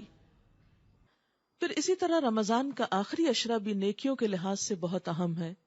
آئیے یہ دیکھتے ہیں کہ اس عشرے میں ہم زیادہ سے زیادہ نیکیاں کس طرح سمیٹ سکتے ہیں۔ آخری عشرے کے کام، حضرت عائشہ رضی اللہ تعالی عنہا نبی صلی اللہ علیہ وسلم کے آخری عشرے کا معمول بتاتے ہوئے فرماتی ہیں جب رمضان کا آخری عشرہ شروع ہوتا تو آپ رات کا بیشتر حصہ جاگ کر گزارتے تھے۔ اب کیا ہے، نیند کم کر دیتے تھے اور اپنے گھر والوں کو بھی بیدار کرتے، یعنی صرف خود نہیں اوروں کو بھی ساتھ ملاتے، اور عبادت میں خوب کمر کس لیتے اور خوب محنت کرتے۔ جد و شد المئزر، یعنی کمر کس لیتے، یعنی اپنے آپ کو بالکل فٹ کر لیتے کہ اب عبادت کرنا۔ اور اس کے لیے انسان کو ذہنی طور پر بھی تیار ہونے کی ضرورت ہوتی ہے کہ پہلے سے ہی پروگرام کچھ طے کرے۔ بہت سے کام جو آپ آخری عشرے میں جا کے بازاروں کو کرتے ہیں وہ پہلے سے ہی کر لیں تاکہ آخری عشرہ کہیں اور نہیں۔ کسی کے افطار کرنا کرانا تو وہ بھی ابھی کر لیں، اس وقت میں ایسے شغل نہیں، یعنی وہ آخری عشرہ اور زیادہ عبادت کے لیے خالص کرنا ہے۔ ایک اور روایت میں آتا ہے کان رسول اللہ صلی اللہ علیہ وسلم یجتہد فی العشر الاواخر ما لا یجتہد فی غیرہ، کہ آپ صلی اللہ علیہ وسلم آخری عشرے میں جتنی محنت کرتے تھے دوسرے دنوں میں اتنی محنت نہیں کرتے تھے۔ آخری عشرے کی ایک اور عبادت اعتکاف ہے. حضرت عائشہ رضی اللہ تعالیٰ عنہ فرماتی ہیں کہ نبی صلی اللہ علیہ وسلم رمضان کا آخری عشرہ اعتکاف میں گزارا کرتے تھے یہاں تک کہ آپ نے وفات پائی. آپ سے بڑھ کر مصروف اور مشغول کون ہوگا؟ آپ سے بڑھ کر ذمہ داریاں کس پر ہوں گی؟ لیکن اس کے باوجود آپ کی عبادت کا حال دیکھیں. ہم ذرا بھی کوئی خدمت خلق کا یا کوئی اور کام کرنے لگتے ہیں تو ہم کہتے ہیں بہت تھک گئے, کون عبادت کرے, اللہ تعالیٰ اسی پہ بہت راضی ہیں کہ ہم بندوں کا خیال رکھ رہے ہیں. ٹھیک ہے, یہ بہت اچھی بات ہے, لیکن عبادت عبادت ہے, اور کچھ عبادتیں ایسی ہیں اس پر آپ کمپرومائز نہیں کر سکتے. تو آپ صلی اللہ علیہ وسلم آخری عشرہ ہر سال اعتکاف کرتے تھے. اب آپ میں سے عورتوں کے لیے یہ کام واقعی مشکل ہے, میں نہیں کہتی کہ آپ کریں, لیکن جس کے پاس موقع ہو یا جس کے لیے آسانی ہو, جس کے اوپر ایسی ذمہ داریاں نہ ہو چھوٹے بچوں کی یا کسی بیمار کی یا گھر میں کسی بزرگ کی یا کسی اور اسی طرح کی مثلا تعلیم دینے کی, اس صورت میں جس کے لیے موقع ہو وہ اعتکاف کرے. بخاری کی روایت میں آتا ہے کہ آپ اتنی پابندی سے اعتکاف فرماتے تھے کہ ایک مرتبہ آپ اعتکاف نہ بیٹھ سکے تو آپ نے شوال کے آخری 10 دن اعتکاف فرمایا. اور اعتکاف کرنے کے لیے کیا طریقہ ہے کہ اس میں انسان روزہ بھی رکھے. تو جو لوگ روزہ نہ رکھے پھر وہ خالی اعتکاف نہیں کرتے ہوتے, یعنی مسنون اعتکاف میں روزہ بھی لازم ہے. اور اسی طرح یہ ہے کہ اس میں دنیا کے کام نہیں آپ کر سکتے کہ آپ کسی جنازے میں شریک ہونے کو جا رہے ہیں یا آپ بازار جا رہے ہیں یا آپ اور ذمہ داریاں جو دنیا کی ہیں انہیں نبھا رہے ہیں. اس میں اعتکاف کی روح یہ ہے کہ تبتل الیہ تبتیلا, ہر چیز سے کٹ کر اللہ کی طرف راغب ہو جائے. پھر آخری عشرے میں لیلۃ القدر کی تلاش ہے. نبی صلی اللہ علیہ وسلم نے فرمایا یہ جو مہینہ تم پر آیا ہے اس میں ایک رات ایسی ہے جو 1000 مہینوں سے بہتر ہے. جو شخص اس سے محروم رہا وہ ہر بھلائی سے محروم رہا. نیز فرمایا لیلۃ القدر کی سعادت سے صرف بد نصیب ہی محروم کیا جاتا ہے. تو ظاہر بد نصیب ہے وہ جو اس کی طاق راتوں کو نہیں جاگے گا یا اس کو تلاش نہیں کرے گا. آپ نے فرمایا من قام لیلۃ القدر ایمانا واحتسابا غفر له ما تقدم من ذنبه, جس نے شب قدر میں ایمان اور احتساب کے ساتھ یعنی ثواب کی نیت سے قیام کیا اس کے پچھلے سارے گناہ معاف کر دیے جائیں گے. اس رات کی خاص دعا بھی سکھائی گئی ہے. حضرت عائشہ فرماتی ہیں کہ میں نے نبی صلی اللہ علیہ وسلم سے پوچھا اگر مجھے معلوم ہو جائے کہ یہ لیلۃ القدر ہے تو میں کیا پڑھوں؟ آپ نے فرمایا یہ دعا پڑھو اللہم انک عفو تحب العفو فاعف عنی. اے اللہ تو بہت معاف کرنے والا ہے, معاف کرنا تجھے پسند ہے, پس تو مجھے معاف کر دے. رمضان کا روزہ ایک طرح کی اجتماعی عبادت بھی ہوتی ہے, ایک اتحاد کی فضا بھی پیدا ہوتی ہے اس مہینے میں. ساری مسلمان سوسائٹی جو ہے یا ساری اسلامک سوسائٹی جو ہے, مسلمان معاشرہ اکٹھے ہو کر پوری دنیا میں روزے رکھ رہے ہوتے ہیں, تو وہ سب کے ساتھ ایک ہم آہنگی ہو جاتی ہے. اور ویسے بھی انسان جب خود بھوک سے ہوتا ہے روزے کی حالت میں تو دوسروں کی بھوک پیاس بھی اور دوسروں کی تکلیف بھی ضرور محسوس ہونے لگتی ہے. اس طرح روزہ نفس کا تزکیہ بھی کرتا ہے اور دوسری طرف انسانوں کی ضروریات کا احساس بھی دلاتا ہے. اور جس انسان کو دوسرے کی ضروریات کا احساس ہو گیا یقیناً اس کے دوسرے انسانوں کے ساتھ تعلقات بھی عمدہ ہو جائیں گے. تو باہمی تعلقات کو اچھا کرنے کا بھی ایک موقع ہے. اور دوسرے انسانوں میں سب سے نمبر 1 اپنے رشتہ دار آتے ہیں, کیونکہ آپ میں سے بہت سے لوگ ایسے ہیں جنہیں اللہ نے کچھ دے رکھا ہوگا لیکن ان کے اپنے ہی سگے بہن بھائی پائی پائی کو ترس رہے ہوں گے. ایسے لوگوں کو خاص طور پر اس مہینے میں یاد کیجئے, کیونکہ رشتہ داریوں میں جب مالی لحاظ سے بہت فرق ہو جاتا ہے تو بعض اوقات تعلقات بالکل ختم ہو کر رہ جاتے ہیں, کیونکہ ترسنے والوں کا ترسنا ہم سمجھ نہیں سکتے. روزہ جب اس میں بھوک کاٹتے ہیں تو ہمارے دل میں ایک احساس پیدا ہوتا ہے کہ جن لوگوں کے پاس وقت پر بھی کھانے کو نہیں ان کا کیا حال ہوگا. اس لیے سب سے پہلے اپنے رشتہ داروں کو یاد کیجئے, پھر اس کے بعد مسکینوں کو, فقیروں کو, یتیموں کو, پھر اسی طرح اور جو بھی ضرورت مند ہیں ان کو, پھر اسی طرح فی سبیل اللہ, اللہ کے راستے میں, دین کی تبلیغ میں, صدقہ جاریہ کے کاموں میں, کیونکہ ایک دن ہم جو اللہ کے راستے میں خرچ کیا جاتا ہے وہ 700 گنا بڑھ جاتا ہے. کیونکہ دین کی تعلیم جب عام ہوتی ہے, لوگوں میں خیر پھیلتی ہے, تو بہت سے لوگ نیکی میں شریک ہو جاتے ہیں, بہت سے لوگ اپنے رشتہ داروں کا خیال رکھنے لگتے ہیں, معاشرے میں ایک عام خیر پھیلتی ہے. لیکن جب تک جہالت ہوتی ہے, لا علمی ہوتی ہے, لوگوں کو پتہ ہی نہیں ہوتا کرنا کیا ہے. اس لیے ایک حصہ تو غریبوں یتیموں کے لیے رکھیں, لیکن دوسری طرف کچھ نہ کچھ اپنا مال, چاہے معمولی ہو تھوڑا ہو, اس کام کے لیے بھی ضرور نکالیے کہ دنیا بھر میں دین کی تبلیغ اور اسلام کی تعلیم کا کام ہو. پھر اسی طرح یہ ہے کہ عام طور پر یہ سمجھا جاتا ہے کہ شاید پہننے والے زیور پہ زکوٰۃ نہیں. وہ حدیث معروف ہے جس میں ایک خاتون حضور صلی اللہ علیہ وسلم کے پاس آئیں، ان کے بیٹی کے ہاتھوں میں 2 کنگن تھے جو سونے کے تھے. تو آپ نے پوچھا کہ کیا تم ان کی زکوٰۃ ادا کرتی ہو؟ تو اس نے کہا کہ نہیں. تو آپ نے فرمایا کیا تم پسند کرو گی کہ تمہاری بیٹی کے ہاتھ میں قیامت کے دن آنکھ کے کنگن ہو؟ اس پر اس نے وہ اتارے اور کہا یہ اللہ اور اس کے رسول کے لیے جس کام میں چاہیں لگا دے. پھر اور کرنے کا کام کیا ہے کہ آخری عشرے کا اہتمام. آخری عشرہ آپ صلی اللہ علیہ وسلم کا طریقہ کیا ہوتا تھا کہ جب آخری عشرہ آ جاتا تھا تو آپ راتوں کو خود بھی اٹھتے تھے اور اپنے گھر والوں کو بھی اٹھاتے تھے. اور آپ رمضان کی آخری راتوں میں بہت زیادہ سخاوت کرنے والے ہوتے تھے. یعنی رمضان میں ویسے بھی آپ سخاوت کرتے تھے، لیکن آخری راتوں میں خاص طور پر جب آپ جبریل علیہ السلام سے ملاقات کرتے تھے. حدیث میں آتا ہے کہ آپ تیز ہوا سے بڑھ کر سخی ہو جاتے تھے جب آپ جبریل سے ملاقات کرتے تھے. تو اس حدیث کو پڑھ کے میں سوچ رہی تھی کہ اچھے لوگوں کی ملاقات سے واقعی انسان کے اندر اتنا نیکی کا شوق آتا ہے کہ وہ عام نیکی کے کاموں کی نسبت یا عام رفتار کی نسبت کئی گنا زیادہ بڑھ جاتا ہے اپنی نیکی میں. تو اگر اللہ کے رسول صلی اللہ علیہ وسلم جبریل سے ملاقات کے بعد نیکی کے کاموں میں، خیر اور بھلائی کے کاموں میں تیز ہوا سے زیادہ تیز ہو جاتے تھے، تو کیا یہ اصول ہمارے لیے نہیں کہ ہم نیکی کی مجلسوں میں حاضر ہوں، خیر اور بھلائی کے کاموں میں حاضر ہوں، اور پھر یہاں سے ہمارے کاموں کی رفتار یعنی نیک کاموں کی رفتار کئی گنا زیادہ تیز ہو جائے، بنسبت اس کے کہ ہم ایک بے روح قسم کا رمضان گزارے کہ ہاں مہینہ آ گیا ہے، بس ٹھیک ہے روزہ رکھنا ہے، روزہ رکھ لیں اور دن بھر ہم بیٹھے رہیں، کبھی ٹیلی ویژن دیکھیں، مختلف چینل بدلتے رہیں، اور پھر روزہ رکھ کر بھی بے حیائی کے کاموں سے باز نہ آئیں.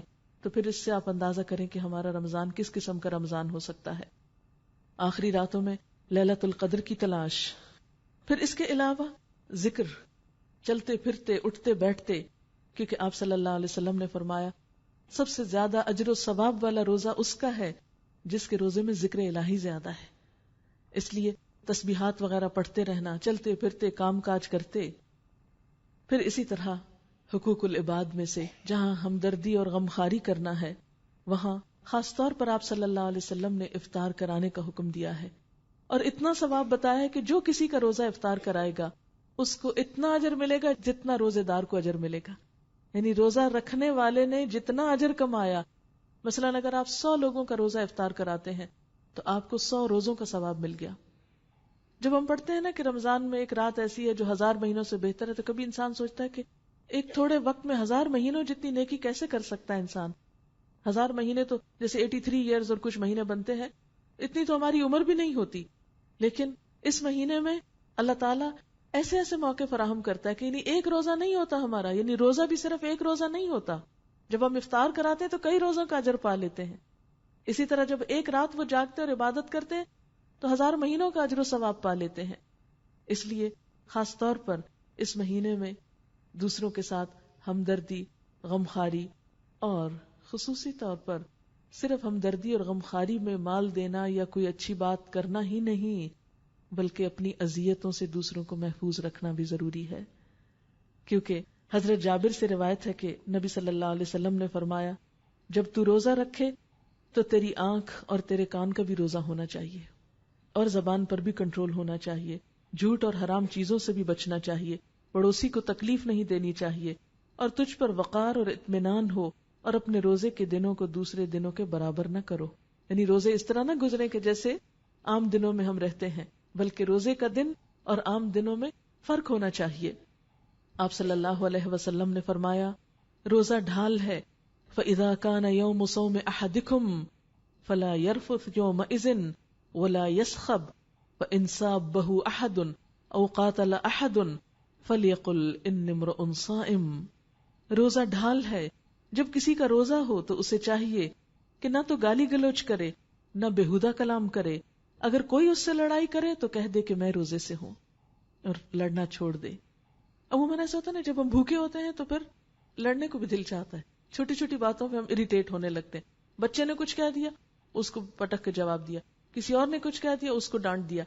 تو وہ جو ایک بھوک کی اریٹیشن ہوتی ہے، اس میں بہت احتمال ہوتا ہے اس بات کا کہ ہم روزہ رکھ کر پھر اپنی زبان کی حفاظت نہ کریں. اس لیے ہم دیکھتے ہیں کہ آپ صلی اللہ علیہ وسلم نے فرمایا لیس الصیام عن الطعام والشرب انما الصیام من اللغو والرفث. روزہ صرف کھانے پینے کو ترک کرنے کا ہی نام نہیں بلکہ لغو، بیہودہ اور بے حیائی کی بات کرنے سے بھی رکنے کا نام ہے. آپ صلی اللہ علیہ وسلم نے یہ بھی فرمایا من لم یدع قول الزور والعمل به فلیس للہ حاجۃ ان یدع طعامہ وشرابہ. جس نے روزہ رکھ کر بھی جھوٹ بولنا اور جھوٹ پہ عمل کرنا نہ چھوڑا تو اللہ کو اس بات کی کوئی ضرورت نہیں کہ کوئی شخص بھوکا پیاسا رہے. ایک اور جگہ پر فرمایا کم من صائم لیس لہ من صیامہ الا الظمأ وکم من قائم لیس لہ من قیامہ الا السحر. کتنے ہی روزہ دار ایسے ہیں جنہیں اپنے روزوں سے سوائے بھوک پیاس کے کچھ نہیں ملتا، اور کتنے ہی راتوں کو قیام کرنے والے ایسے ہیں جنہیں اپنے راتوں کے قیام سے سوائے رت جگہ کے کچھ ہاتھ نہیں آتا. تو اللہ نہ کرے کہ ہمارا رمضان ایسا ہو کہ صرف بھوک کاٹی ہو اور صرف رات کو قیام کر کے ہم آ جائیں اور حاصل کچھ بھی نہ ہو. نہیں، ہمیں شعوری کوشش کرنی ہے اور اس کے لیے ذہنی اور عملی طور پر تیاری کرنی ہے. یہ رمضان اللہ کرے کہ ایسا آئے ہمارے دل بدل جائیں، ہمارا عمل بدل جائے اور امت مسلمہ کا حال بدل جائے. اس کے لیے جب تک کوشش نہیں کریں گے کچھ ہو نہیں سکتا، کیونکہ اللہ تعالیٰ کا ایک اصول ہے، اور وہ کیا کہ ان اللہ لا یغیر ما بقوم حتی یغیروا ما بانفسہم. اللہ کسی قوم کا حال نہیں بدلتا جب تک کہ وہ قوم اپنا حال نہ بدلے. جب تک ہم اپنا حال نہیں بدلیں گے، جب تک ہم کوشش نہیں کریں گے، جب تک ہم محنت نہیں کریں گے، جب تک ہم بھاگ دوڑ نہیں کریں گے تو خود بخود تو کوئی نیکی نہیں ہو جایا کرتی. اس لیے جو مہینہ آ رہا ہے اس کے لیے ہمیں اپنی جان بھی لگانی ہے، اپنا مال بھی لگانا ہے، اپنا وقت بھی لگانا ہے، محنت کرنی ہے. لیکن یاد رکھیے ان سب چیزوں کے لیے قرآن کا سیکھنا فیول کا کام دیتا ہے.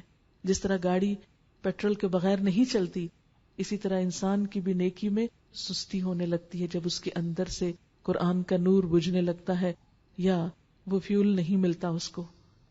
اگر ہم باقی چیزوں کو تھوڑا کٹ ڈاؤن بھی کر لیں، کچھ کام مل جل کے ایک دوسرے کے کر لیں، کچھ ابھی دن ہے رمضان میں تو رمضان کے آنے سے پہلے کچھ تیاری ایسی کر لیں، کیونکہ پھر تو تراویح کا بھی وقت لگ جائے گا.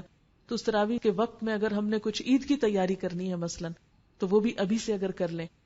جو کچھ لینا ہے اور راشن وغیرہ کوئی اور چیزیں گھر میں جو ڈالنی ہے جا کے اپنے کچن کو سارا جائزہ لیں، اور چیزوں کا کیا کیا مجھے ضرورت ہو سکتی ہے رمضان اور عید کے لیے، ان سب چیزوں کی رمضان کے آنے سے پہلے تیاری کر کے رکھ لیں تاکہ یہ مہینہ جب آئے تو آپ بھی حضور صلی اللہ علیہ وسلم کی طرح نیکی کے کاموں میں تیز آندھی سے بھی زیادہ، تیز ہوا سے بھی زیادہ تیز ہو جائیں. کیونکہ تیز ہوا کیا ہوتا ہے؟ چلتی رہتی ہے اور اس کا اثر ہر جگہ پہنچتا ہے. یعنی تیز ہوا اڑنے کی علامت ہے نا. عام زندگی میں ہم چلتے ہیں، لیکن رمضان میں اس طرح ایک بھاگ دوڑ لگانی ہے گویا ہم اڑ رہے ہوں نیکی کے لیے. ظاہر ہے کہ ایک بس کی رفتار، ایک گاڑی کی رفتار اور ایک جہاز کی رفتار میں فرق ہے نا. اگر عام دنوں میں ہم نیکی کو گاڑی کی رفتار سے کرتے ہیں تو رمضان میں اسے جہاز کی رفتار سے کرنا ہے، اور اس کے لیے پہلے سے کمر باندھ لینا ہے، اور اس کے لیے دعائیں بھی کرنی کہ اللہ تعالیٰ ہمیں صحیح فائدہ اٹھانے کی توفیق دے. جب آپ کلاس میں بیٹھے ہوں تھوڑی تھوڑی اہم باتیں نوٹ کر لیں تاکہ رمضان گزر بھی جائے تو اپنی وہ ڈائری یا وہ حصہ جو ہے کبھی کبھی دوہرا لیں کہ میں نے کیا اپنے سے عہد وعدے کیے تھے، کیونکہ بعد میں پھر ہم بھول جاتے ہیں. تو آئندہ 11 مہینوں میں ان چیزوں کو دوہرا کے ذہن میں تازہ رکھیں. پھر اسی طرح یہ ہے کہ میں ریکویسٹ کروں گی کہ موبائل جو ہیں بند کر لیں، کیونکہ علم کی مجلس میں جب میوزک بجتا ہے تو وہ روحانیت ختم ہو جاتی ہے، اور ہو سکتا ہے کچھ فرشتے بھی چلے جائیں کہ یہاں سنجیدگی نہیں ہے. کیونکہ آپ صلی اللہ علیہ وسلم کی جب تک سنت پر عمل نہیں کریں گے کہ آپ کی جو مجالس علم ہوتی تھی وہ اس طرح خاموش ہوتی تھی کہ بعض اوقات پرندے آ کے سروں پہ بیٹھ جاتے تھے. اسی لیے ہم دیکھتے ہیں کہ صحابہ کرام نے قرآن پاک کا جو اثر لیا وہ آج ہم میں نہیں، کیونکہ ہم میں سیکھنے کے لیے وہ سنجیدگی ہی نہیں. پھر اسی طرح یہ ہے کہ رمضان مبارک کے نام سے کیسٹ موجود ہے جس میں ساری باتوں کی یاد دہانی کرائی گئی ہے. آپ نے تو سن لیا لیکن دوسروں کو گھر میں سنانے کے لیے آپ اس سے فائدہ اٹھا سکتے ہیں.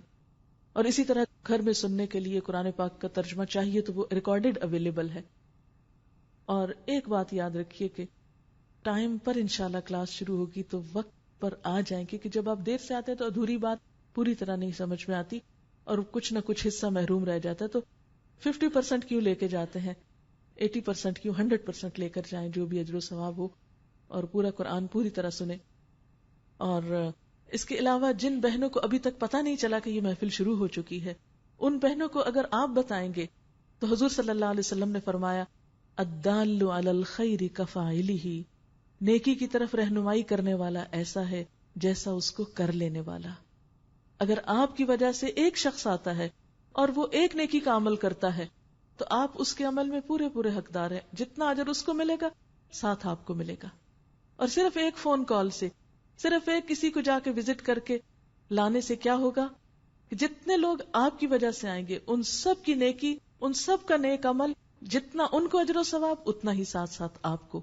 تو اس مہینے میں چونکہ تیز ہوا سے بڑھ کر تیزی کرنی ہے نیک عمل میں اور ہر موقع سے فائدہ انشاءاللہ اٹھانا ہے، تو انشاءاللہ اس میں بھی پھر آپ پوری توجہ کریں گے. میں چند باتیں آپ سے اور کرنا چاہتی ہوں. یہ چیزیں آپ کو عملی طور پر رمضان گزارنے میں مددگار ہوں گی، کیونکہ یہ موقع ہے نا، بہت غنیمت موقع ہے. ایسا نہ ہو کہ ہم کسی قسم کی سستی کریں اور یہ موقع جو ہے ہمارے ہاتھ سے چلا جائے. سب سے پہلی بات تو یہ ہے کہ ہم سب اپنی نیت دیکھیں کہ روزہ رکھنے میں اور دیگر عبادات میں ہماری نیت کیا ہے، ہم کس کو خوش کرنا چاہتے ہیں. کیونکہ چھوٹا عمل بھی اچھی نیت کے ساتھ بہت بڑا ہو جاتا ہے اللہ تعالیٰ کے ہاں، اور بہت بڑی بڑی قربانیاں نیت کی خرابی کے ساتھ ختم ہو کر رہ جاتی ہیں، اس کا اجر و ثواب نہیں ملتا. پھر اسی طرح دوسری چیز قیام اللیل ہے. قیام اللیل میں آپ میں سے جو لوگ مسجد میں جاتے ہیں، تو میں ایک حدیث پڑھ رہی تھی، جو شخص امام کے ساتھ قیام اللیل کرتا ہے پھر وتر کی نماز بھی ساتھ پڑھتا ہے تو اس کو پوری رات کے قیام کا ثواب ملتا ہے. بعض اوقات ہم تراویح پڑھ کے تھک جاتے ہیں نا، تو ہم کہتے ہیں اچھا وتر صبح پڑھ لیں گے یا وتر گھر جا کے پڑھ لیں گے. یا جن مسجدوں میں خاص طور پر دعا ہوتی لمبی ہوتی ہے، ذرا وتر بھی طویل ہوتے ہیں یا زیادہ ہوتے ہیں، تو وہاں پر عموماً سستی کر لی جاتی. تو یہ صرف ایک یاد دہانی کے طور پر کہ اگر ہم وتر امام کے ساتھ پڑھتے ہیں تو پوری رات کے قیام کا اجر ملتا ہے. پھر اسی طرح یہ ہے کہ نمازوں میں کوشش کہ اول وقت کی نماز پڑھیں گے. یعنی نماز تو الحمدللہ آپ سب پڑھتے ہی ہوں گے، اور اس میں یہ کہ اول وقت کی نماز کی طرف خصوصی توجہ.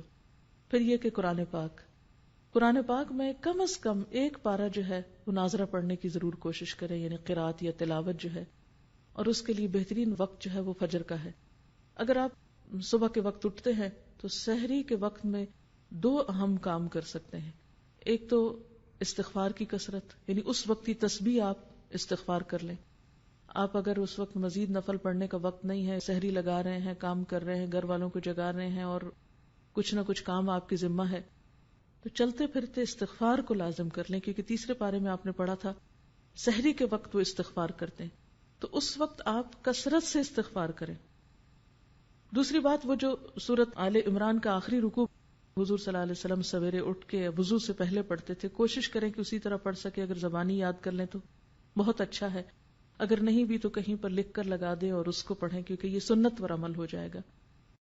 اب ہوتا کیا کہ عام طور پر خواتین کیا کرتی ہیں، آپ نے سحری کی، مرد حضرات تو چلے گئے مسجد، آپ پیچھے سے کچن صاف کرنا شروع کر دیتے ہیں. کچن ہو جائے گا صاف، ہٹ جائیے وہاں سے، آئیے مسواک بہت اچھی طرح کیجیے اور اچھی طرح وضو کیجیے اور طویل فجر کی نماز پڑھیے. کیونکہ نبی صلی اللہ علیہ وسلم فجر کی نماز ساری نمازوں میں لمبی پڑھتے تھے. افسوس یہ کہ ہمیں قرآن کا اتنا حصہ یاد نہیں، لیکن جو بھی لمبی سے لمبی صورت یاد ہے اس کو اس میں پڑھنے کی کوشش کریں. دوسری چیز جو اس سے پہلے کرنے کی ہے وہ تلاوت قرآن ہے. ان قرآن الفجر کان مشہودا، اس کو مس نہ ہونے دیں. جتنی توفیق ہے، جو لوگ زیادہ تیز پڑھ سکتے ہیں وہ کم از کم پارہ پڑھ سکتے ہیں، زیادہ بھی پڑھ سکتے ہیں. تو سورج نکلنے سے پہلے تک آپ کیا کریں، فجر کی نماز اور تلاوت میں وہ وقت گزاریں، وہ بہت عبادت کا بہترین وقت ہے. پھر اس سے پہلے کہ سورج طلوع ہو آپ کیا کریں، صبح شام کی دعائیں جو ہیں مسنون اذکار وہ کر لیں.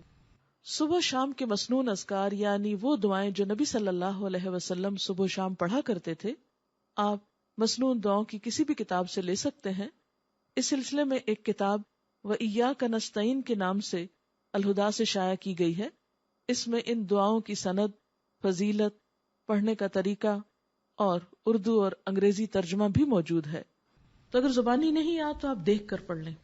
پھر کیا ہے کہ سورج نکل آیا، اگر اس وقت آپ تھوڑا سا اور انتظار کر لیں یہ ذکر اذکار کر کے، تو 2 نفل جو ہیں وہ پڑھ کے پھر آپ اٹھے. لیکن اگر بیچ میں آپ کو بچوں کو اسکول بھیجنا ہے یا کوئی اور کام کرنا ہے تو آپ وہ کام کر سکتے ہیں، کر کے آ کے 2 نفل ضرور پڑھ لیں، کیونکہ وہ جو 2 نفل ہیں وہ دن بھر کے لیے کافی ہیں آپ کو. اللہ تعالیٰ بہت سے آپ کے کام اپنے ذمے لے لے گا.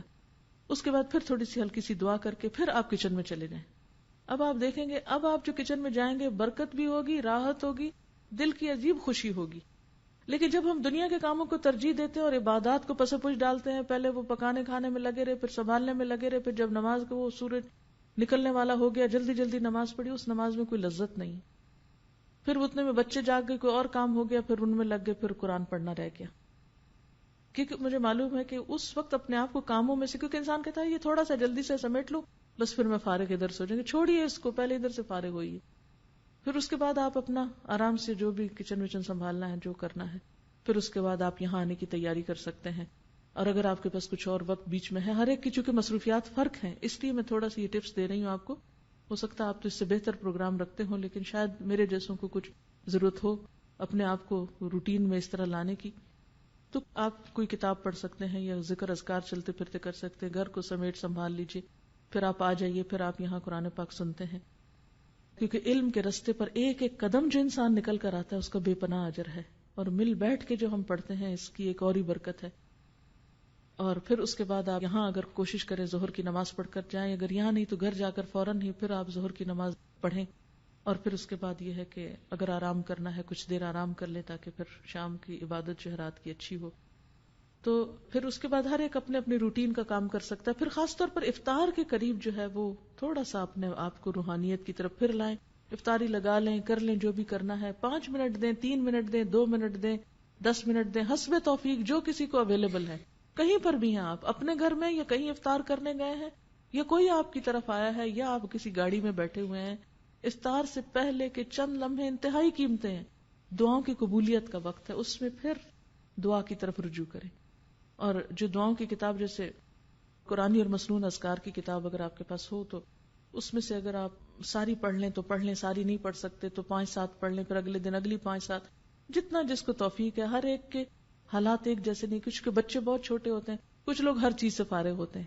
اب جن کے پاس جتنی فراغت ہے اتنا ان کا حساب ہے، تو وہ اتنا زیادہ آپ توجہ ادھر کر لیں. اور پھر اس کے بعد یہ ہے کہ افطار کرنے کے بعد پھر اپنے آپ کو تازہ دم کریں کہ آپ قیام اللیل کر سکیں، اور وتر ساتھ اس کے پڑھیں تو اس سے پوری رات کا قیام جو ہے اس کا اجر ملے گا. اس کے علاوہ ہر ایک کی اپنی اپنی روٹین ہے، اور بیچ میں جو اوقات آپ کو اور کاموں کے لیے ملتے ہیں، مثلا اگر کسی مریض کی عادت کرنا ہے یا اور تو اس کو بھی آپ دیکھ سکتے ہیں. لیکن سوشلائزنگ سے پرہیز کریں اس مہینے میں. صحابہ کرام کا طریقہ یہ ہوتا تھا کہ وہ اجنبی ہو جاتے تھے رمضان میں، میل ملاقاتیں چھوڑ دیتے تھے، اللہ یہ کہ کوئی بیمار کی عادت ہو یا کسی مسکین کا خیال کرنا ہو یا کوئی اور ایسا ہی کسی کی خدمت کا کام ہو. لیکن افسوس کہ ہم مسلمانوں کے کلچر میں کیا ہوا کہ وہ اصل جو سنتیں تھیں وہ رہ گئیں اور کچھ اور چیزیں آ گئی. یوں لگتا ہے کہ جیسے یہ میل ملاقات کا مہینہ ہے، یا افطاریوں پہ جا رہے ہیں یا بلا رہے ہیں یا رات بھر جاگ رہے ہیں، گپ شپ ہو رہی ہے، ایک رونق میلہ ہے. تو ان چیزوں کو کٹ ڈاؤن کر کے اپنے ایمان کی تجدید، اپنی عبادت میں روٹین میں لانے کی اللہ تعالیٰ نے یہ ایک ٹریننگ کا مہینہ دیا ہے جس میں ہم زیادہ سے زیادہ اللہ تعالیٰ کی طرف رجوع کر سکتے ہیں. یہی کام آپ شوال میں کریں، کسی اور مہینے میں کریں، وہ اجر و ثواب اور برکت نہیں پائیں گے جو اس مہینے میں ہوگی. کہ اس میں اول عشرہ جو ہے رحمت کا عشرہ ہے، پھر بخشش کا عشرہ ہے. تو ان چیزوں سے آپ نے خوب خوب فائدہ اٹھانا ہے. اسی طرح رمضان میں ذاتی عبادات پر توجہ دینے کے علاوہ حقوق العباد کی ادائیگی کا خیال رکھنا بھی ضروری ہے، کیونکہ رسول اللہ صلی اللہ علیہ وسلم نے اس مہینے کو شہر المواسات کہا ہے کہ یہ ایک دوسرے سے غمخواری کرنے کا مہینہ ہے. گویا رمضان مبارک حقوق العباد کی طرف توجہ دینے کا مہینہ بھی ہے. رمضان کا روزہ ایک اجتماعی عبادت ہے جو مسلمانوں میں باہم اتحاد کی فضا پیدا کرتا ہے. روزے کی وجہ سے جب بندہ خود بھوک محسوس کرتا ہے تو دوسروں کی بھوک اس کو زیادہ بہتر طور پر محسوس ہو سکتی ہے. روزہ جہاں انسانی نفس کا تزکیہ کرتا ہے وہاں انسانوں کے باہمی تعلقات کو بھی بہتر بنانے کی فضا مہیا کرتا ہے. اور ہمارا دین تو ہمیں سب کے ساتھ خیرخواہی کرنے کا پیغام دیتا ہے، جیسے آپ صلی اللہ علیہ وسلم نے فرمایا، مسلمان کا بھائی ہے، نہ اس پہ ظلم کرتا ہے نہ اس کی مدد چھوڑتا ہے. جو اپنے بھائی کی حاجت پوری کرنے میں لگا ہو اللہ اس کی حاجت پوری فرمانے میں لگا ہوتا ہے. اور جو کسی مسلمان کی پریشانی دور کرتا ہے اللہ تعالیٰ اس کی وجہ سے اس کی قیامت کی پریشانیوں میں سے کوئی بڑی پریشانی دور کر دے گا، اور جس نے کسی مسلمان کی پردہ پوشی کی اللہ تعالیٰ قیامت کے دن اس کی پردہ پوشی کرے گا۔ اسی طرح ایک اور حدیث میں آتا ہے کہ بیوہ عورت اور مسکین کی خبرگیری کرنے والا اللہ کی راہ میں سعی کرنے والے کی مانند ہے، یعنی خاص طور پر بیواؤں اور حاجت مندوں کا خیال کرنا ہے، ان کی ضروریات پوری کرنا ہے۔ آپ صلی اللہ علیہ وسلم نے فرمایا بیوہ اور مسکین کی خبرگیری کرنے والا اس شب بیدار شخص کی مانند ہے جو عبادت اور شب بیداری میں سستی نہیں کرتا، اور اس روزہ دار کی مانند ہے جو دن کو کبھی افطار نہیں کرتا۔ آپ صلی اللہ علیہ وسلم نے فرمایا وہ شخص کامل مومن نہیں جو پیٹ بھر کر کھائے اور اس کا ہمسایہ اس کے بازو میں بھوکا رہے، یعنی اپنے آس پاس دائیں بائیں اپنی بلڈنگ میں اپنے ایریے میں دیکھے کہ کوئی اور ضرورت مند تو نہیں، کون کس حال میں ہے۔ آپ صلی اللہ علیہ وسلم نے فرمایا آگ سے بچو چاہے کھجور کے ایک ٹکڑے سے ہی ممکن کیوں نہ ہو، یعنی اگر ایک کھجور تک بھی آپ تقسیم کر سکتے ہیں تو اس کا بھی اہتمام کرنا چاہیے۔ پھر اسی طرح روزہ افطار کرنا، آپ نے فرمایا جس نے کسی روزہ دار کا روزہ کھلوایا یا کسی مجاہد کو تیار کیا تو اس کے لیے بھی اس کی مثل اجر ہے، یعنی روزہ رکھنے والے کے روزے کا اور جہاد کرنے والے کے جہاد کا۔ پھر اسی طرح بیمار کی عیادت، یعنی رمضان کے مہینے میں عام ملاقاتوں کی نسبت ضرورت کی ملاقاتیں باقی رہنی چاہیے، اور اس میں خاص طور پر اگر کوئی بیمار ہو۔ پھر حقوق العباد کی ادائیگی میں دوسروں کا خیال رکھنے کے علاوہ اہم ترین چیز یہ ہے کہ اگر ہم کسی کے لیے کچھ نہیں کر سکتے، نہیں ہے ہم میں ہمت توفیق، ہم صرف اپنا روزہ لے کر بیٹھے ہوئے ہیں، تو کم از کم ان کو اذیتوں سے بچائیں۔ کسی کو دکھ تو نہ دیں، کسی کو خوشی نہیں دے سکتے نہ دیں، لیکن کامیاب ہے وہ شخص جو دوسروں کو اپنی تکلیف اور اذیت سے محفوظ رکھتا ہے۔ المسلم من سلم المسلمون من لسانہ ویدہ، مسلمان وہ ہے جو اپنی زبان اور اپنے ہاتھ سے دوسروں کو محفوظ رکھے۔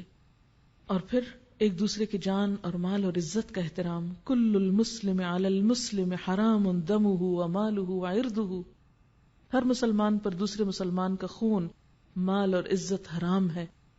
اور روزے میں اس کی تربیت اور بہتر طور پر ہو سکتی ہے، کیونکہ زبان کو جھوٹ سے، چغلی سے، ہر چیز آپ کو بچانا ہے۔ حضرت جابر سے روایت ہے جب تو روزہ رکھے تو تیری آنکھ اور تیرے کان کا بھی روزہ ہونا چاہیے، زبان پر بھی کنٹرول ہونا چاہیے، جھوٹ اور حرام چیزوں سے بھی بچنا چاہیے، پڑوسی کو تکلیف نہیں دینی چاہیے، اور تجھ پر وقار اور اطمینان ہو، اور اپنے روزے کے دنوں کو دوسرے دنوں کے برابر نہ کر، یعنی روزے کا دن جو ہے وہ دوسرے دنوں سے مختلف نظر آنا چاہیے، اس کی روٹین، اس کے کام، اس کا پروگرام، سب کچھ۔ اور اگر کوئی شخص روزہ رکھ کر بھی جھوٹ بولنا نہیں چھوڑتا اور دوسروں کو ستانا نہیں چھوڑتا تو آپ صلی اللہ علیہ وسلم نے فرمایا جو شخص روزہ رکھ کر جھوٹ بولنا اور اس پر عمل کرنا نہ چھوڑے اللہ کو اس بات کی کوئی حاجت نہیں کہ وہ کھانا پینا چھوڑے۔ گویا روزہ صرف کھانا پینا چھوڑنے کا نام نہیں۔ اسی طرح خاص طور پر لڑائی جھگڑے سے پرہیز، کیونکہ آپ صلی اللہ علیہ وسلم نے فرمایا، حضرت ابو ہریرہ سے روایت ہے کہ روزہ کھانے پینے سے رکنے کا نام نہیں بلکہ بےہودہ اور فحش کاموں سے رکنے کا نام ہے، لہٰذا اگر روزہ دار سے کوئی گالی گلوچ کرے یا جہالت سے پیش آئے تو اسے کہہ دینا چاہیے کہ میں روزے سے ہوں، یعنی میں جواب نہیں دوں گا۔ اور پھر اس حدیث میں خاص طور پر لغو سے بچنے کے لیے کہا گیا، بےہودہ باتوں سے بچنے کے لیے کہا گیا۔ بےہودہ باتیں کیا اور لغو کیا ہے؟ جس میں کوئی فائدہ نہ ہو، بس محض گپ شپ۔ یعنی بعض اوقات یہ ہوتا ہے نا کہ روزے میں ٹائم کچھ بچ جاتا ہے، کھانا کھانے میں بھی تو ٹائم لگتا ہے نا، تو دن میں جب کچھ کھانا نہیں ہوتا تو وہ کھانے میں جتنا ٹائم ہمارا لگتا ہے وہ بچ جاتا ہے، تو اس میں ہم کیا کرتے ہیں، فون اٹھا لیتے ہیں، ادھر بات کر ادھر کر، فالتو باتیں، فضول باتیں، تو ان سے بچنا چاہیے۔ پھر اسی طرح رفث سے بھی بچنا چاہیے۔ اور پھر آخر میں ہم سب کو اپنا جائزہ لینا چاہیے کہ کیا اس رمضان میں ہمارے ایمان میں اضافہ ہو رہا ہے، ہمارے اندر خشوع پیدا ہو رہا ہے، ہماری عبادات بہتر ہو رہی ہیں، ہمارے علم میں اضافہ ہو رہا ہے، ہم اپنے اذیتوں کو روکنے میں کامیاب ہو رہے ہیں، کیونکہ اگر یہ سب کچھ نہیں تو تقویٰ نہیں، اور تقویٰ نہیں تو کچھ حاصل نہیں۔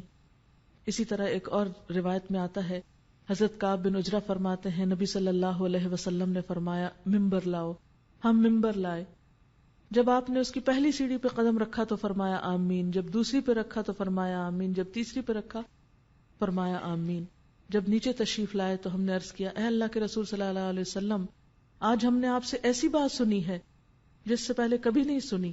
آپ نے فرمایا جبریل علیہ السلام میرے پاس آئے اور کہا اس آدمی کے لیے ہلاکت ہے جس نے رمضان کا مہینہ پایا اور اپنے گناہوں کی معافی اور بخشش حاصل نہ کر سکا. اس کے جواب میں آپ نے آمین کہی. آپ خود سوچئے کہ اگر دعا مانگنے والے جبریل علیہ السلام ہوں اور اس پر آمین آپ صلی اللہ علیہ وسلم نے کہی ہو تو پھر اس کی قبولیت کیوں نہ ہوگی. پھر اسی طرح جب آپ نے دوسری سیڑھی پر قدم رکھا تو جبریل نے کہا اس آدمی کے لیے ہلاکت جس کے سامنے آپ کا ذکر کیا جائے اور وہ آپ پر درود نہ بھیجے. اس پر آپ نے جواب میں آمین کہا. تیسری سیڑھی پر جبریل علیہ السلام نے کہا اس آدمی کے لیے ہلاکت جس نے اپنے ماں باپ دونوں یا ان میں سے کسی ایک کو بڑھاپے کی حالت میں پایا اور ان کی خدمت کر کے جنت حاصل نہ کی. تو اس کے جواب میں بھی آپ نے آمین کہا. گویا ہم سب کو اپنا اپنا احتساب خود کرنا ہے, اپنا اپنا جائزہ خود لینا ہے اور کوشش کر کے ایسے کام کرنے ہیں کہ جو ہماری بخشش کا سبب بنے. تو اللہ تعالیٰ سے دعا ہے کہ وہ اس رمضان کو ہمارے لیے پچھلے تمام رمضانوں سے بہترین کر دے اور ہمیں اپنا قرب نصیب کرے. وآخر دعوانا ان الحمد للہ رب العالمین. مختصر سی دعا کر لیتے ہیں. سبحان اللہ والحمد للہ ولا الہ الا اللہ واللہ اکبر ولا حول ولا قوة الا باللہ العلی العظیم. اللہم صل وسلم علی نبینا محمد. ربنا آتنا فی الدنیا حسنة وفی الآخرة حسنة وقنا عذاب النار. ربنا لا تزغ قلوبنا بعد إذ هديتنا وهب لنا من لدنك رحمة إنك أنت الوهاب. ربنا هب لنا من أزواجنا وذرياتنا قرة أعين واجعلنا للمتقين إماما. یا اللہ پاک جو کچھ ہم نے پڑھا ہے اپنی رحمت سے قبول فرما. اگر کوئی بات ایسی زبان سے نکل گئی ہو جو آپ کو پسند نہ آئی ہو تو ہم سب سے اس کو دور کر دے. جو باتیں آپ کی مرضی کے مطابق ہم نے کی ہیں ان سب پر ہمیں عمل کی توفیق عطا فرما. اللہ ہماری نیت کو اپنے لیے خالص کر لے. ہمیں اپنی محبت عطا کر اور اس قرآن سے بہترین فائدہ اٹھانے کی توفیق عطا فرما. یا اللہ یہاں پر آنا ہمارے لیے آسان فرما دے, ان راستوں کو ہمارے لیے آسان کر دے, ہمیں اس کام میں بہترین مددگار عطا کر دے. یا رب العالمین تو ہمیں اپنا قرب نصیب فرما. یا اللہ تو ہماری کوششوں کو قبول کر دینا اور یہ رمضان واقعی ایسا گزرے کہ ہماری گردن جہنم کی آگ سے آزاد ہو چکی ہو. یا رب العالمین تو ہمیں اپنے نیک بندوں کے ساتھ ملا. یا اللہ جتنی بہنیں آئی ہیں سب کا آنا قبول فرما. یا اللہ سب کے گھروں میں, مالوں میں, اولادوں میں برکت پیدا فرما. دنیا اور آخرت کی خیر و سعادت عطا فرما. جن لوگوں نے اس محفل کے لیے کوشش کی ہے, جنہوں نے محنت کی ہے, یا اللہ انہیں اس کی بہترین جزا عطا فرما. یا اللہ ہم سب کے دلوں کو باہم جوڑ دے اور ہم سب کو مل جل کر نیکی کے راستے پہ آگے بڑھنے کی توفیق دے. یا اللہ تو ہم سب سے راضی ہو جا. ربنا تقبل منا انك انت السميع العليم وتب علينا انك انت التواب الرحيم. وصلى الله تعالى على خير خلقه محمد وعلى آله واصحابه واهل بيته اجمعين برحمتك يا ارحم الراحمين. الہی آمین. سبحانك اللهم وبحمدك نشهد ان لا اله الا انت نستغفرك ونتوب اليك. والسلام علیکم ورحمۃ اللہ وبرکاتہ.